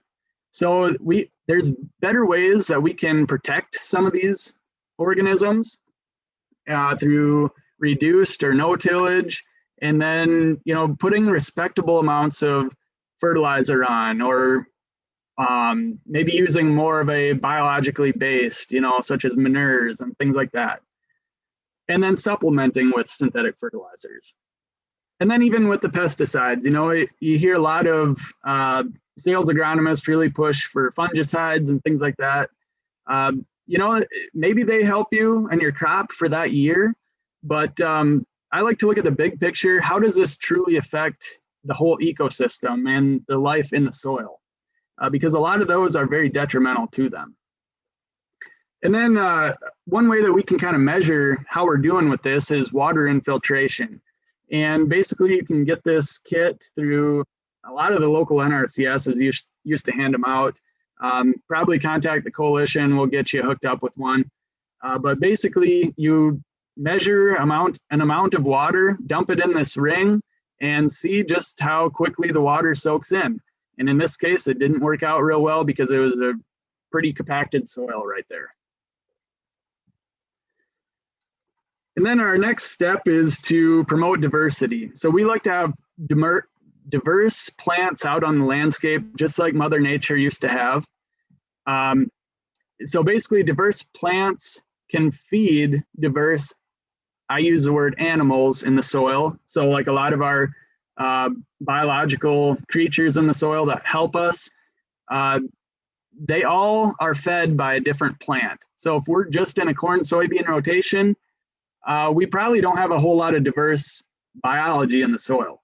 So by having diverse plants out there, diverse cover crops, and having good rotations, we can build up a population of other helpful organisms. And as you can see with this video, this is just an example of some synergy between some plants. This is a cowpea that is vining up a sorghum plant. I really enjoy that video. It's hard to see things with roots working together underneath the ground, but you know, certainly plants have a unique relationship with each other and a unique relationship with the biology in the soil. And diversity is a good thing, just like diversity with humans. You know, if we all were the same, liked the same thing and talked the same, and, you know, what a boring world it would be. It's the same with plants. And even with that diversity, you can break a lot of pest cycles. You know, in my part of the world, I hear a lot about white mold with soybeans and things like that, and people needing to spray a lot of fungicides and everything else. But if we had more of a diverse system and had diverse plants, you know, such as a small grain followed by a cover crop, went back to corn, then soybeans, and you were out of, you know, had 2 full years out of soybeans, you can probably mitigate a lot of those pest cycles.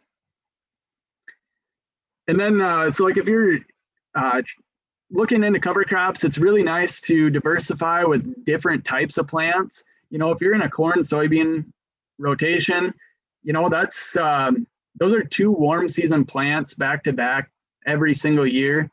Maybe you want to add in like a cool season cereal crop, such as like a winter wheat or a cereal rye or something like that, and just get those diverse roots, diverse growing seasons out there. Okay, then on to maintaining living roots. Some of these kind of blend together, so sorry if I'm repeating myself, but basically photosynthesis generates life in the soil. And this is just such a very basic illustration that we probably saw back in middle school. and didn't think anything of it until recently again. But really, if you don't have living plants, taking in carbon dioxide and taking in the sunlight, basically we need to have those plants do that. And really what happens is they bring in the carbon and they actually have these exudates that exit the root. And it's basically a very liquid carbon sugary substance. And that's really what feeds our microbial populations in the soil. So basically these plants are feeding these guys, and then they're all working, doing their thing, and breaking down, cycling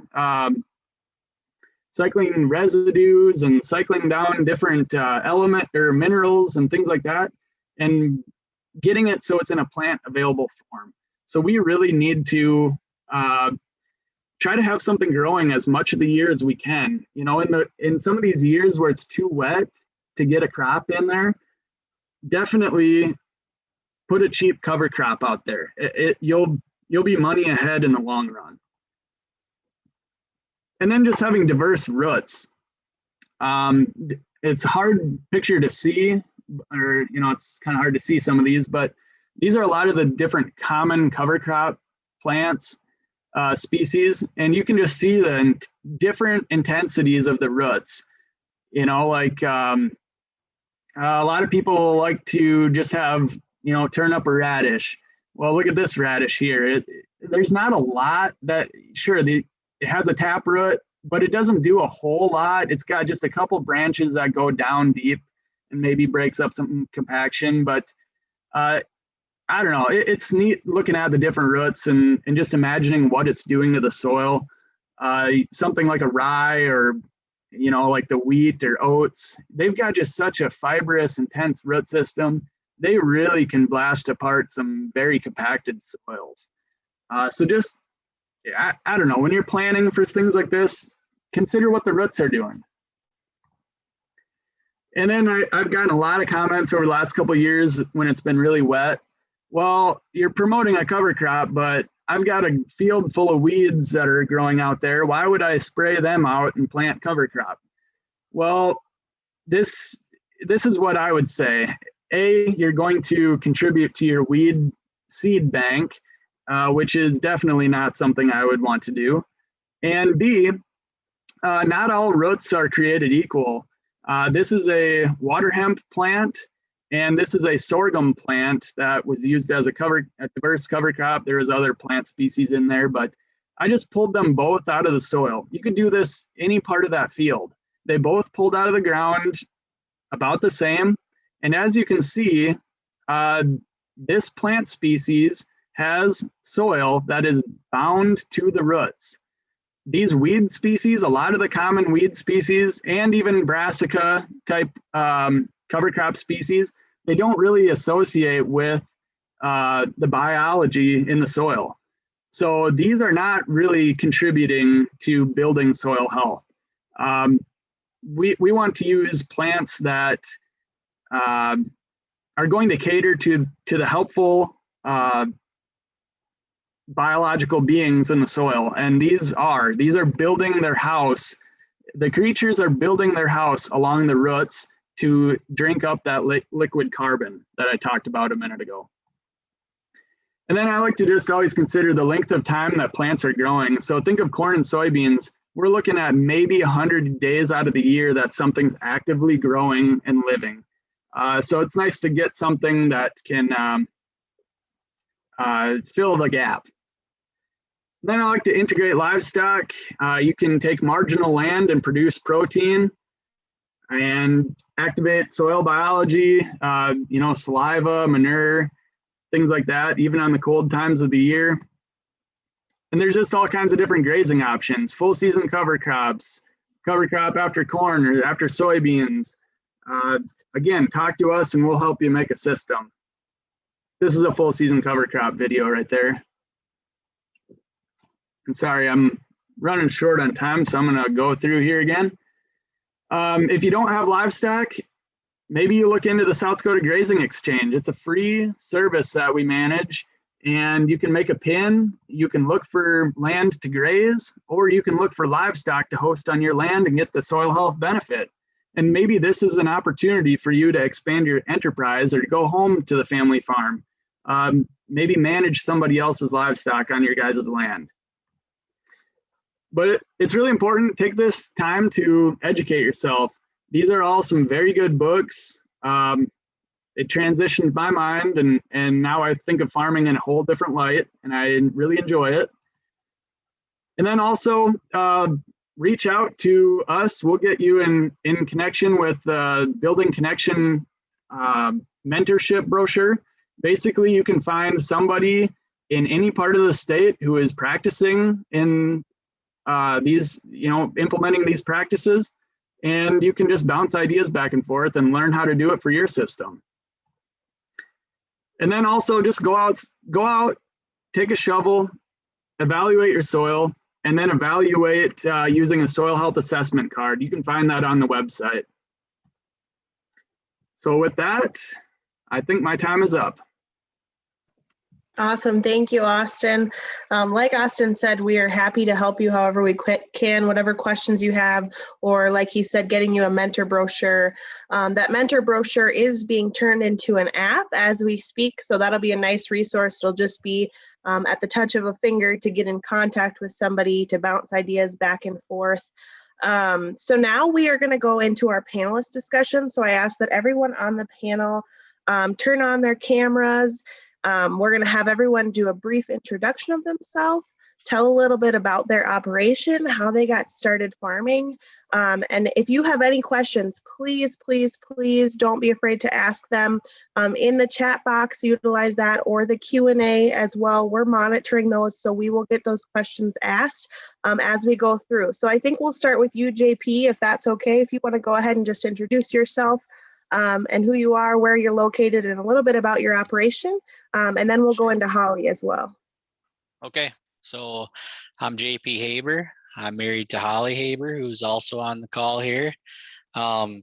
We are, first of all, father of 4 boys, and we live in Wessington Springs, South Dakota right now, as of March of 2018.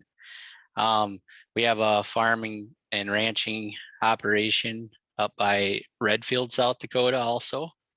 But as of right now, we're down here in Wessington Springs. We work with the Fire Steel Ranch, Jeff and Corey Berg. They operate a 5,000 head permitted feed yard. And I help with stockmanship and wherever they need me pretty much. And they let me operate my farm up in Zell. So it works out pretty well. Holly has worked with several organizations, and she's the CFO for sure of our operation, M&H Land and Cattle, and I guess a homeschool mom, which I think is pretty awesome. And yeah, that's pretty much what we do. We utilize rotational grazing. We've always been lifelong learners in all aspects of life, I think. We try to use all of the best in business practices that we can get our hands on. And because we've adapted to the best in business practices, I feel like that's the reason that we've made the moves and changes that we have in our life. And so on our farm up at Zell, we grow cover crop seed. We run a fall calving herd. We're into grass seed production. That's something that we're new, that's new to us. We played with a lot of pulse crops. We do grow corn and beans and alfalfa, mixed grass. We are leaning more and more towards non-commodity commodities, if that makes any sense. It's just seems like a lot stronger way to sustain our operation. So we've been no-tilling for about 30 years, And yeah, so that's pretty much what I got here. Awesome. Holly, do you want to go ahead and introduce yourself? You're muted, Holly. There we There go. we Sorry about that. Holly Haber, JP pretty much said it all. Awesome. Thank you. Holly, Andrew, do come you on. want to go ahead? Andrew, can you hear me? There we go. Yes. Okay. Do you want to go ahead and introduce yourself? Sure. Yeah. Well, good afternoon, everyone. I am Andrew Snyder. I ranch with my dad and brother full time. We are located right between halfway between Sturgis and Rapid City, right along the interstate. We are a cow calf primarily operation. We also raise our own replacements. We also will graze some grass steers during the summer, and I would say that we're a little unique in our area for we try and not market animals when everybody else is marketing. So therefore we've done it for a lot of years, retain ownership of our steers, and then feed those out in a feedlot in Nebraska. We've also used a feedlot or two in eastern South Dakota, and then market directly to the packer on a quality basis grid. We raise our own replacements, grow them through the winter time, and then grass them on both deeded and rented ground. Last few years, say last 5 or 6 years, we got into no-till, and for several different reasons how we got started.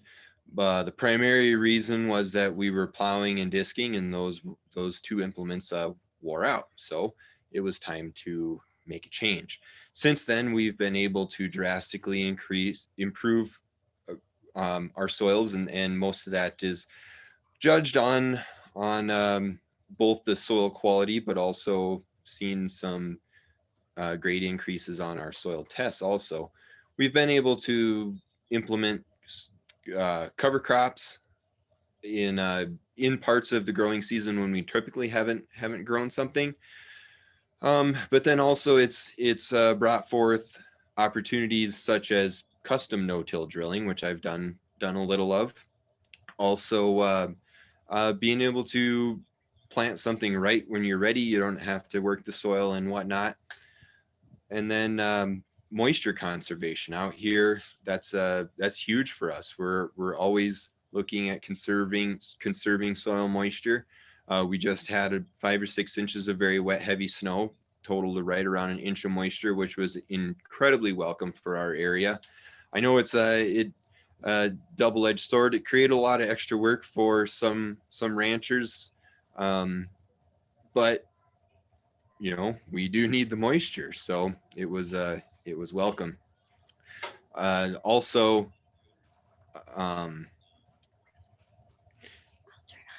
I've gotten involved in several different facets, and just a continual learner of, and always ask questions about what is going on, and try to always be improving on yourself to make yourself and your operation better. Awesome. Thank you, Andrew. Lee, do you want to go ahead and introduce yourself? Yep. Well, thank you for having me on the panel discussion here. I'm Lee Capriva. I live by Raymond, South Dakota, and operate with my dad, and we kind of run our operation, our cow herds together. We share equipment and run kind of our cattle in similar production groups and market them together. And then on the little bit of farming that we do, we share equipment and share labor back and forth. Mainly our cattle enterprises, our seed stock operation. We try and sell some bulls, sell heifers and bred cows, and then another fairly main part of our operation is putting up forage or putting up hay. We do use hay as a cash crop.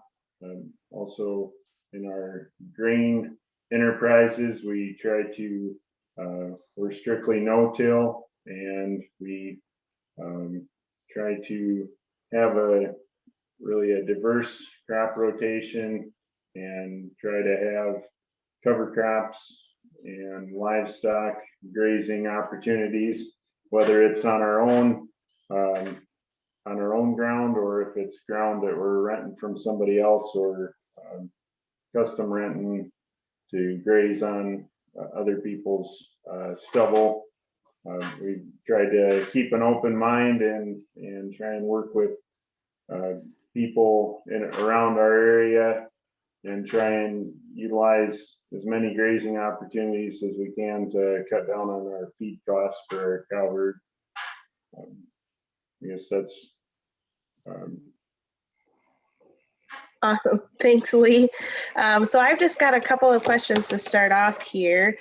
First, I just wanted to ask Andrew, kind of going into that no-till system, and maybe you all can allude to this too if you've got different experiences, but what were some of the obstacles you saw or endured, and how did you kind of overcome those? Are you starting to see some of the benefits of that no-till system now that you're 5 to 6 years into it?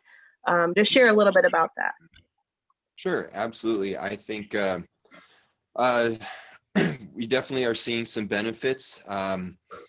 Definitely seeing the need of inputs going down. The soil tests call for less and less.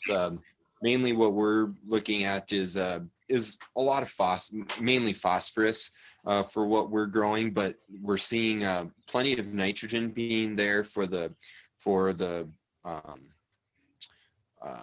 forage crops that we grow, typically sorghums, full season cover crops, some sort of small grains, and it's all for hay. And I would say that the implementation of full season cover crops somewhere in the rotation has definitely helped with that. Some of the biggest hurdles would be simply convincing the others on the operation that this is the direction we need to go. And this is what, if you trust what others have said and go along that path, I think we're going to see some improvements. And so I think that was probably one of the biggest hurdles, is moving that direction. Obvious is convincing the others in the operation that we're going to move that direction. The other thing is some capital investment in some equipment to do so. What other part of that question would you like? I think you answered it pretty well. Anyone else have any additional experience or hurdles they experienced that they want to share that's different than Andrew's? I think the first thing that we noticed was the challenge of getting good seed to soil contact. And because as we were introduced into it, we had a bunch of CRP coming out. And so we knew we were going into a really heavy residue mat.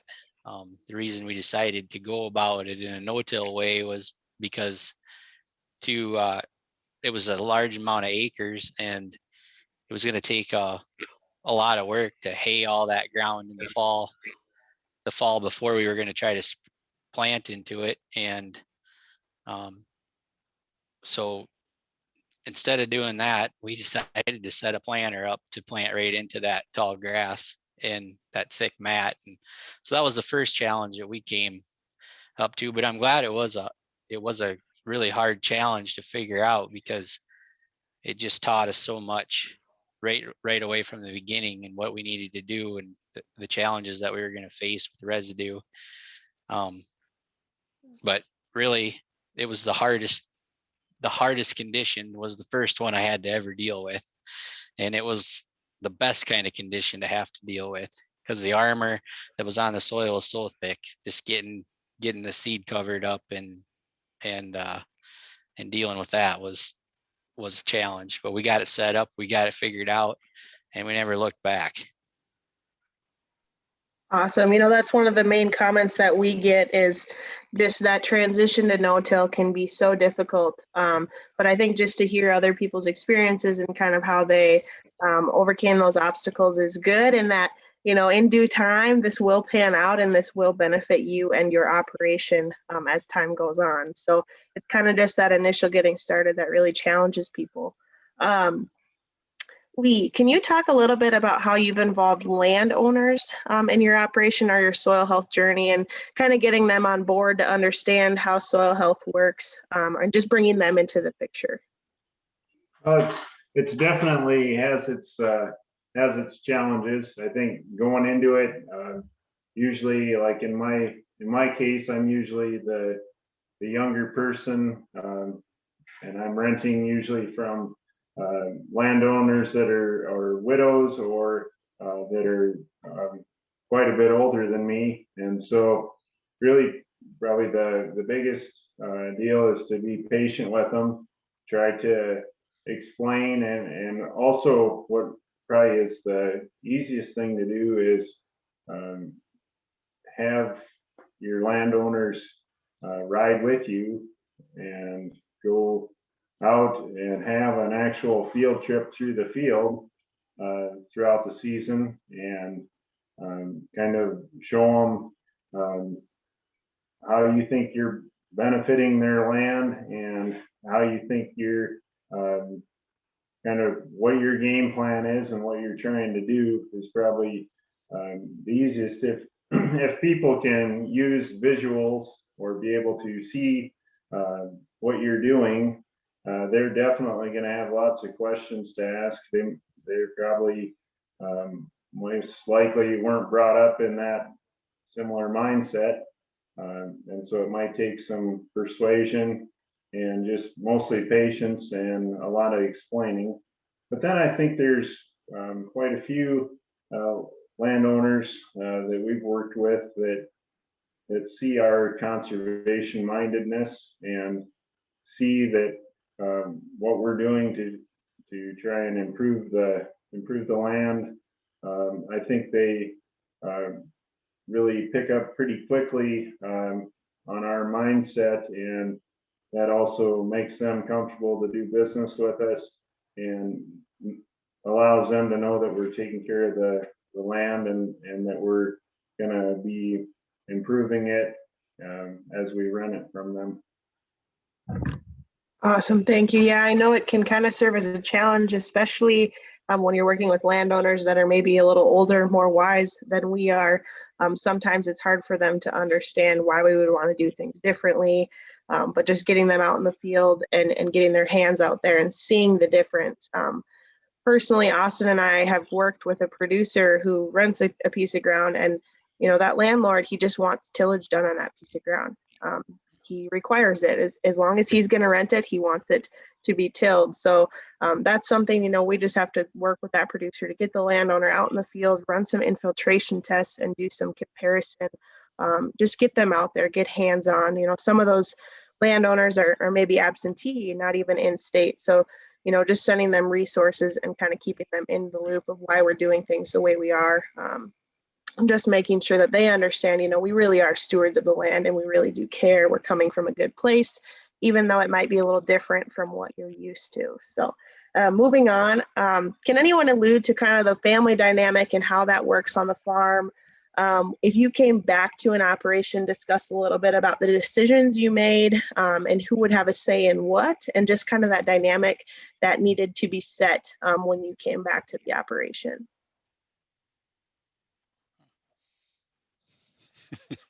Anyone? That's kind of a tough one.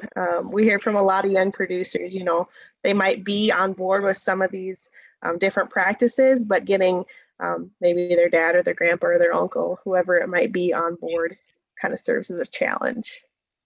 Well, I think, Bailey, I think to go back to what Lee said, when and you guys talked about landowners, I think it serves the same idea, still ties together. It's seek first to understand, then be understood. And so like in the example of landowners, times that we've brought landowners over to our way, air quotes, of doing things, or, like we talked about getting them out there and things like that, or in the example of your landowner, I think it's the same in family, is that you seek first, why do you want this? What purpose are you trying to accomplish?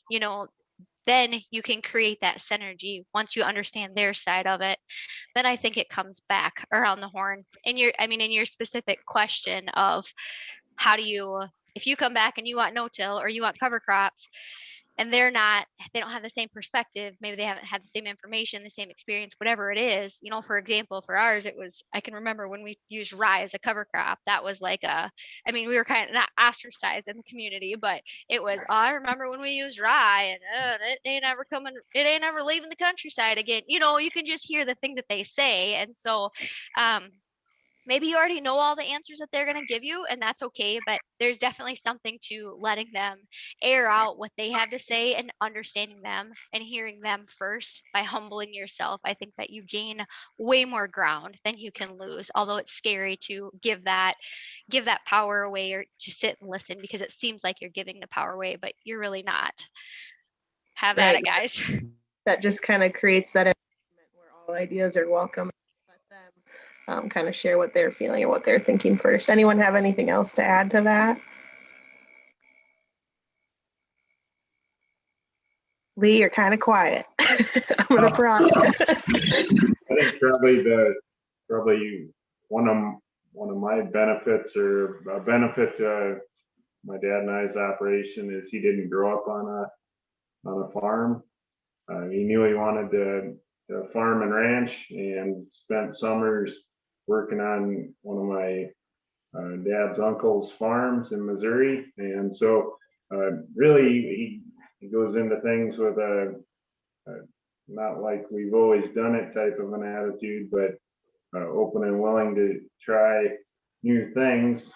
So that's maybe a difference that I would have, is others maybe grew up on an operation where they've been their dad and grandpa have been farmers, and are stuck in their ways. So I guess that would be just really having, I think probably the main deal is just to present ideas and try to discuss through things, and really having the flexibility.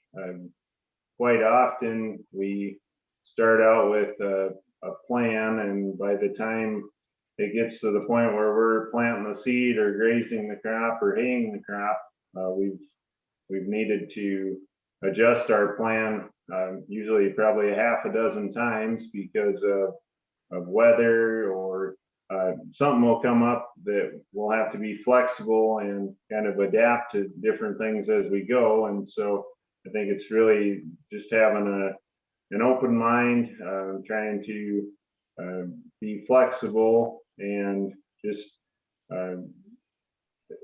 it's one of them deals where you can go about trying to solve the problem, usually in several different ways, and that not just one way is absolutely correct. Right. Yeah, we hear a lot, have plan A, B, C, and then E, F, G, it can change many, many times. So that's kind of cool that you're in it together. You're both learning and open to new things. That's not something a lot of producers probably have on their side, but that's pretty cool that you do. Do any of you have any advice to beginning farmers, or maybe you've utilized some of the programs that we talked about earlier on in this webinar, and can allude to your experience with those or how they benefited your operation?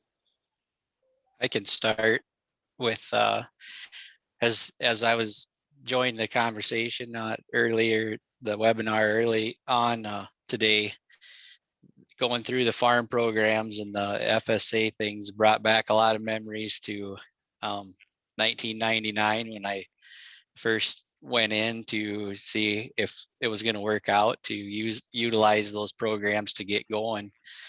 And so it was just kind of fun to listen to that stuff again. I think my advice would be, Holly touched on it. As we're going back to the family farm, I don't like how that sounds. I want to know what you're bringing back to the family farm. It's about moving forward, not back. And so to me, if a young person came to me and said, you know, is there room to join, or what's this look like? I would want to know what their why is. Getting that established, I feel, is just detrimental to why they're there. Are you there because it's the generational thing to do, or are you bringing value? You need to know this in your heart. I'll guarantee you, your will be tested in this industry. It's just part of it. I think it's crucial to build a support system. If you're going to go back, you need to have a support system. And don't be scared to ask busy people. Those are the best people to ask for advice. Look outside your community, especially, Lee and I, we operated not too far from each other, but we knew each other. We were on boards together early on. Holly went to school with him. We met people from all over the state. Out by you, Andrew, we got friends clear out there too, and we still talk to them and utilize. We bounce ideas off of people all the time. But having that support system, because you might not get it at home. It might be really hard. And most of the time, in my experience, anything that changes anything is conflict. And we don't like that. We don't like to address that. And it's really heartbreaking, because those are the things that we really need to talk about. And I mean, that's one of the things that I love my wife about so much is that when she come into the operation in 2008, she'd say, why are we doing it this way? And I really didn't have a good answer. And it really irritated me that somebody was questioning how we were doing things. And that was only,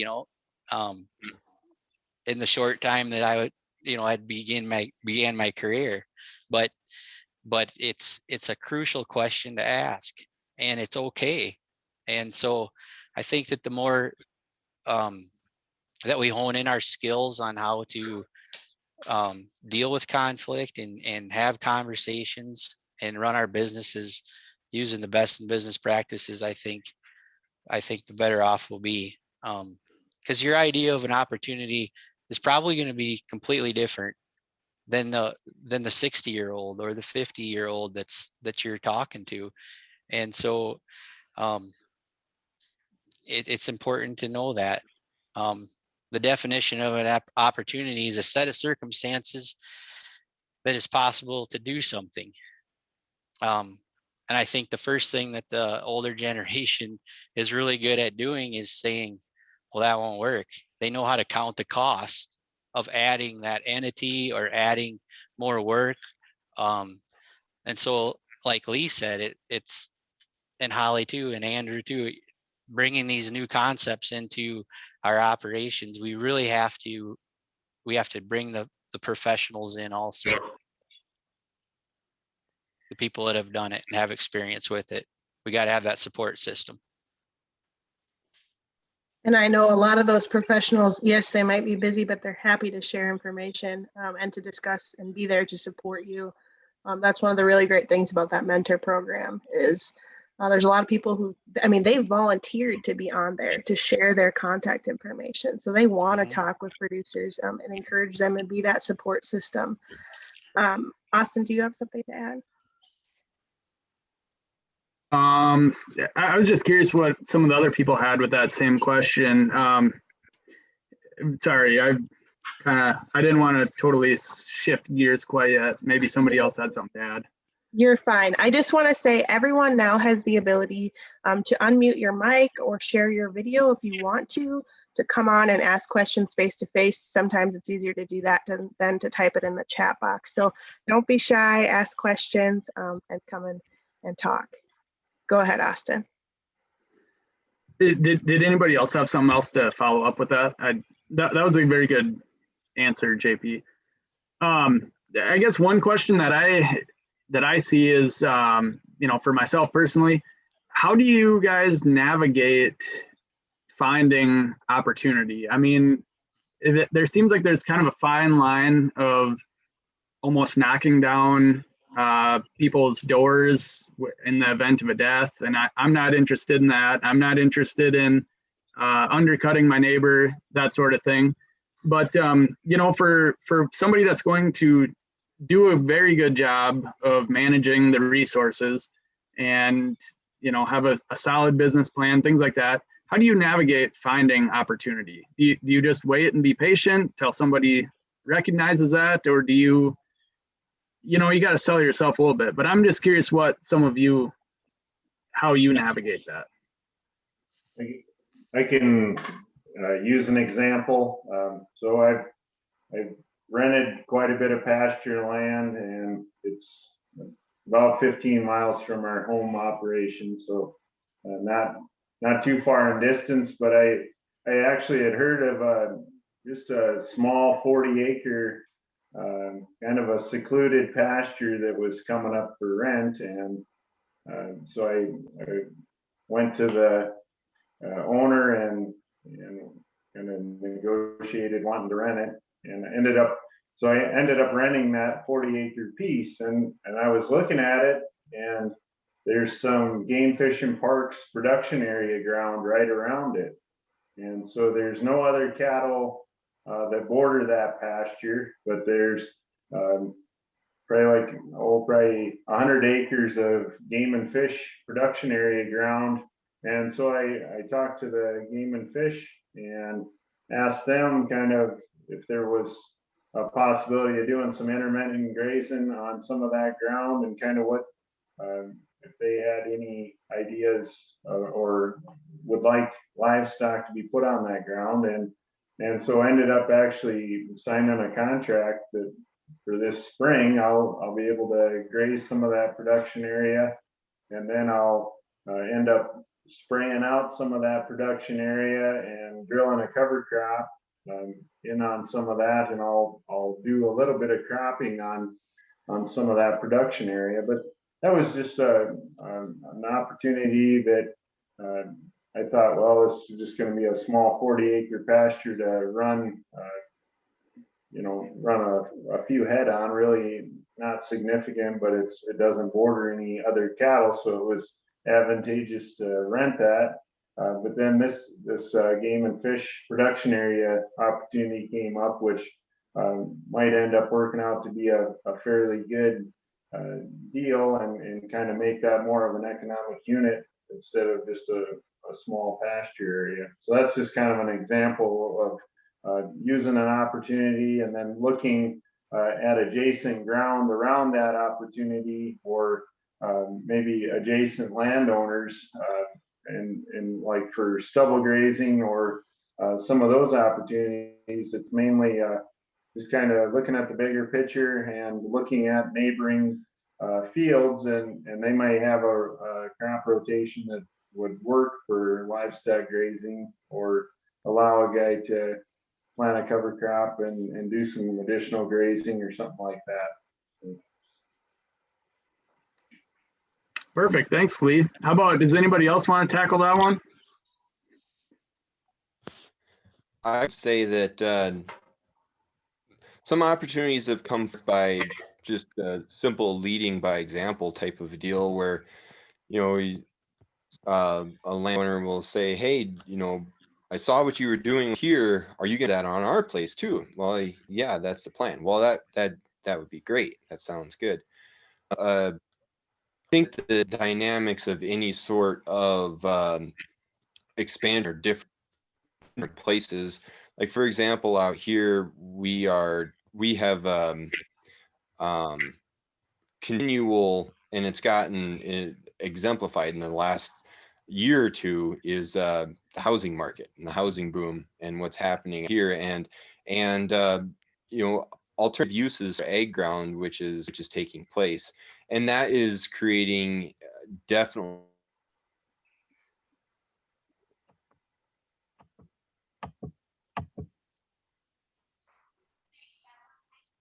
It's like we're frozen here for just a second. Uh-oh. The joys of technology. Austin, do you have any more questions that you had? We can kind of come back to that too once we get him back. I'll think of some here. Any of the attendees have any other questions? Could I go back to the question that Andrew was working on? Yeah, absolutely. I think I'm going to take kind of a contrary stance to it. And I think it's just because of where we're at currently in agriculture that the question isn't, how do you get opportunities? It's how do you sort through them is probably a more focused thing that I think that especially the next gen needs to think about, because we're going to have just a pile of opportunities continually dumped on our lap. It's just starting to trickle in now. And so I think the question that we really need to wrestle more with is how are we going to sort through them? Because sure, right now it may seem like as the trickle starts that the alpha dogs come in and slop it up. But I think at the end of the day, and especially as we grow more into our careers, that it's going to be how are we going to sort through them? Because we had lots of opportunities passed to us, but not all of them were opportunities for us. And so I think the difference is knowing what's an opportunity for you and your family, your operation, and what you're doing versus that's an opportunity for somebody else. And that's okay to pass that over. That's a really good point, Holly. Yeah. I really appreciate that. Those are all very good points. You too, Lee. Maybe I could transition a little bit to, I know we're kind of running up on time here too, if you guys have other things going on, but the family dynamic of, an operation, if that involves you, do you try to have some intentional conversations like weekly, monthly? Like, how do you keep so everybody's on the same page, whether it's an uncle or a cousin or your dad or somebody? Because that's a huge challenge too. Just like what I've been hearing most of this discussion is you really need to have good communication. You need to understand where the other party is coming from, but they also need to hear where you're coming from as well. And then everybody can be on the same page or work towards the common goal. Basically defining goals. How do you define goals with a family? Go ahead, JP. So I wasn't good at this. I was really, really bad at this for a long, long time in the beginning of our farming operation. And in 2008, things changed. That's when I met Holly. And before we could even go out on a date, she wanted to know what my personality was, and I had to do a personality test. And I thought, wow, this is different. This is going to be kind of wild. So, she was really into this stuff, and I never gave it any thought. But as I grew up and matured and hopefully am the husband that I am today, now this stuff is first and foremost. It's the most important thing that we do every year. And if we don't do it, I start getting a little agitated about it because I want to know where we're going. So once a year, I guess I just like to go do a review of what are our goals and what's the vision, how's it changed, how's it moving forward, what do we learn, what do we not want to forget, just coming through this time that we're going through. the best question that anyone's asked me in over a year is what can you not afford to forget about 2020? I think we found where our weaknesses are at, and I think we know where our strengths are at because of 2020. And so talking about this stuff is really important. And so I think when you go to your families, you know, it might not start out like the picture in your head, okay, how it's going to go. It's probably not going to go that way the first few times. My advice would be have it somewhere in a neutral place. Say, this is where we're going to meet, and take some snacks and something that is just going to bring everybody together a little bit. I would have a plan of what you want to cover, and I would try to make it short to start with.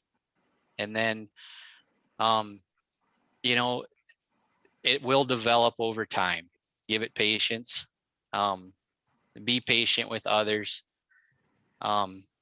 Just meet them where they're at. You're probably going to be frustrated a lot in the beginning of those conversations. When I say meet them where they're at, just you're taking them to a different place and something that maybe they don't understand, but the importance of it is it's so crucial. And here's a little bit of something you can say to bring it around. You can say to them, you know, maybe somebody isn't real happy about being there, and say, well, you know, you worked so hard to get this to where we are today.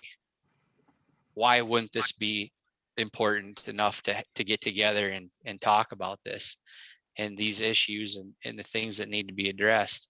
I think when you bring it to that level, I think you open up an understanding on the other, you know, the other parties of, wow, he's kind of right. You know, it's not the business that we started in 1975 or 1960 or 40 or whenever it started. These are very complex, very diversified operations, and most of us all now have roles in the community and all these other places at the same time, where we do have this structure that we have to follow, right? In any other, you know, if you're helping on the school board or in the church, or you're doing any of these other things, I mean, absolutely, there's communication amongst everybody. Why aren't we running our operations the same way? If you're not, maybe take a good look at that. In my experience, as an 18-year-old, we weren't having those conversations, and it had a huge effect on the beginning and the middle and the end. I mean, it's just crucial. It's not easy, but anything that's worth anything, you know, is not easy. You know, if you got to work your butt off to make it happen, you're probably working for something that's worthwhile. That was great, JP. I think we just heard the best dating advice we've ever heard too. Send them a personality test first, right, Holly? I'm gonna pass that on to some of my girlfriends who are having quite the time finding a husband. Yeah. Yeah. I think just kind of to play off the JP's though, is part of it too, I think, is that when we come in, you know, and our situation was very different because it was just he and I, but we were really young, and we had people that we were needing to lead. But we also had family that was very involved at a different dynamic that isn't probably as typical. And so there still needed to be some serious communication. And I think that even though our family wasn't involved in that, they're in our face every day and we're having to have a conversation about which pen are we going to feed first and which pen are we going to work first, and whatever the conversation is. I think that there is still that communication that needed to happen, and it still was tense. And so I think that as young people, when we come in, we have to do more observing than we should do talking. And that's really hard because we're fresh to the scene. And so we've got fresh eyes, and so we can see it. You know, and that may very well be very true, but it's how are we going to get it done? And I think it's about the strategy and it's about the execution that what really makes it happen. And so if you're not being invited to have conversations about goals, or even being invited to ask those questions, or when you bring those questions up, if they're not okay at all and you're shut down, you need to really sit in the classroom of silence and think about why is that, and get outside advice. Outside from like people who aren't involved in the operation, not neighbors, not people who are outside of agriculture, honestly give the best advice because they have such a different perspective. And so you need to sit with their advice and ask why. And then you go back to what can you do and how can you do it? And that's where you're going to find the nuggets, because the answers are in all of us, but it's, do we want to listen to them and do we want to sit with it? Yeah, that's a very good answer there too, Holly. Hey, Lee, how about you? Do you and your dad kind of sit down and make a plan monthly, weekly, yearly, or how does that work? But it usually ends up being when we're driving down the road, going to different meetings, or going for parts or check pastures or something. It's usually more of a pickup type conversations, I guess, than really more of a organized, actually sitting at the table type organization. We could probably could do more of that, I guess. I kind of think we end up doing fairly well on trying to execute the plan. There's occasionally there'll be deals that need to happen in a certain way just to make the end result work out just right. And so it can be a little bit of a challenge. Like I said, we usually end up adopting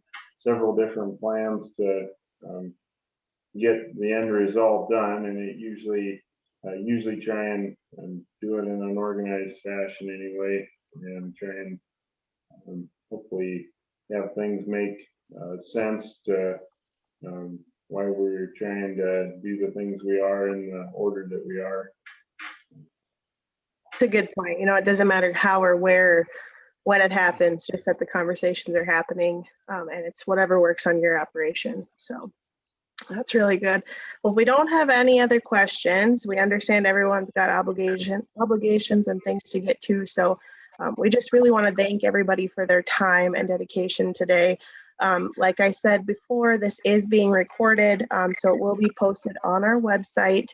Probably give it a couple of days and it'll be up there. Be sure to check out some of the resources that were shared with you today. We will also be sending everyone a resource brochure that we worked to put together with some beginning farmer and rancher resources available in South Dakota. But certainly check out the different websites. Our website, I know there's a lot of different resources on there as well. So with that, I'll let you all go. Thank you again for your time today. If you have any follow-up questions, don't be afraid to get a hold of any of us.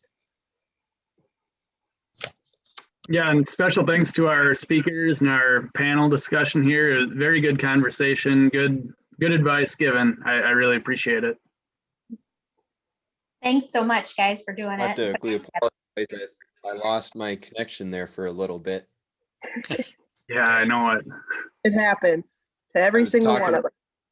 I was talking to my there for a while, and now it says I'm Austin Carl. So nice. I was wondering how that happened.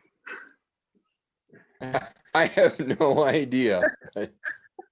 Yep. Well, Good all deal. Right. Thanks, guys. Have a good day. Take care, everybody. Hey, panelists, this is Lori Tonek. Good job. Good job. Oh, thanks.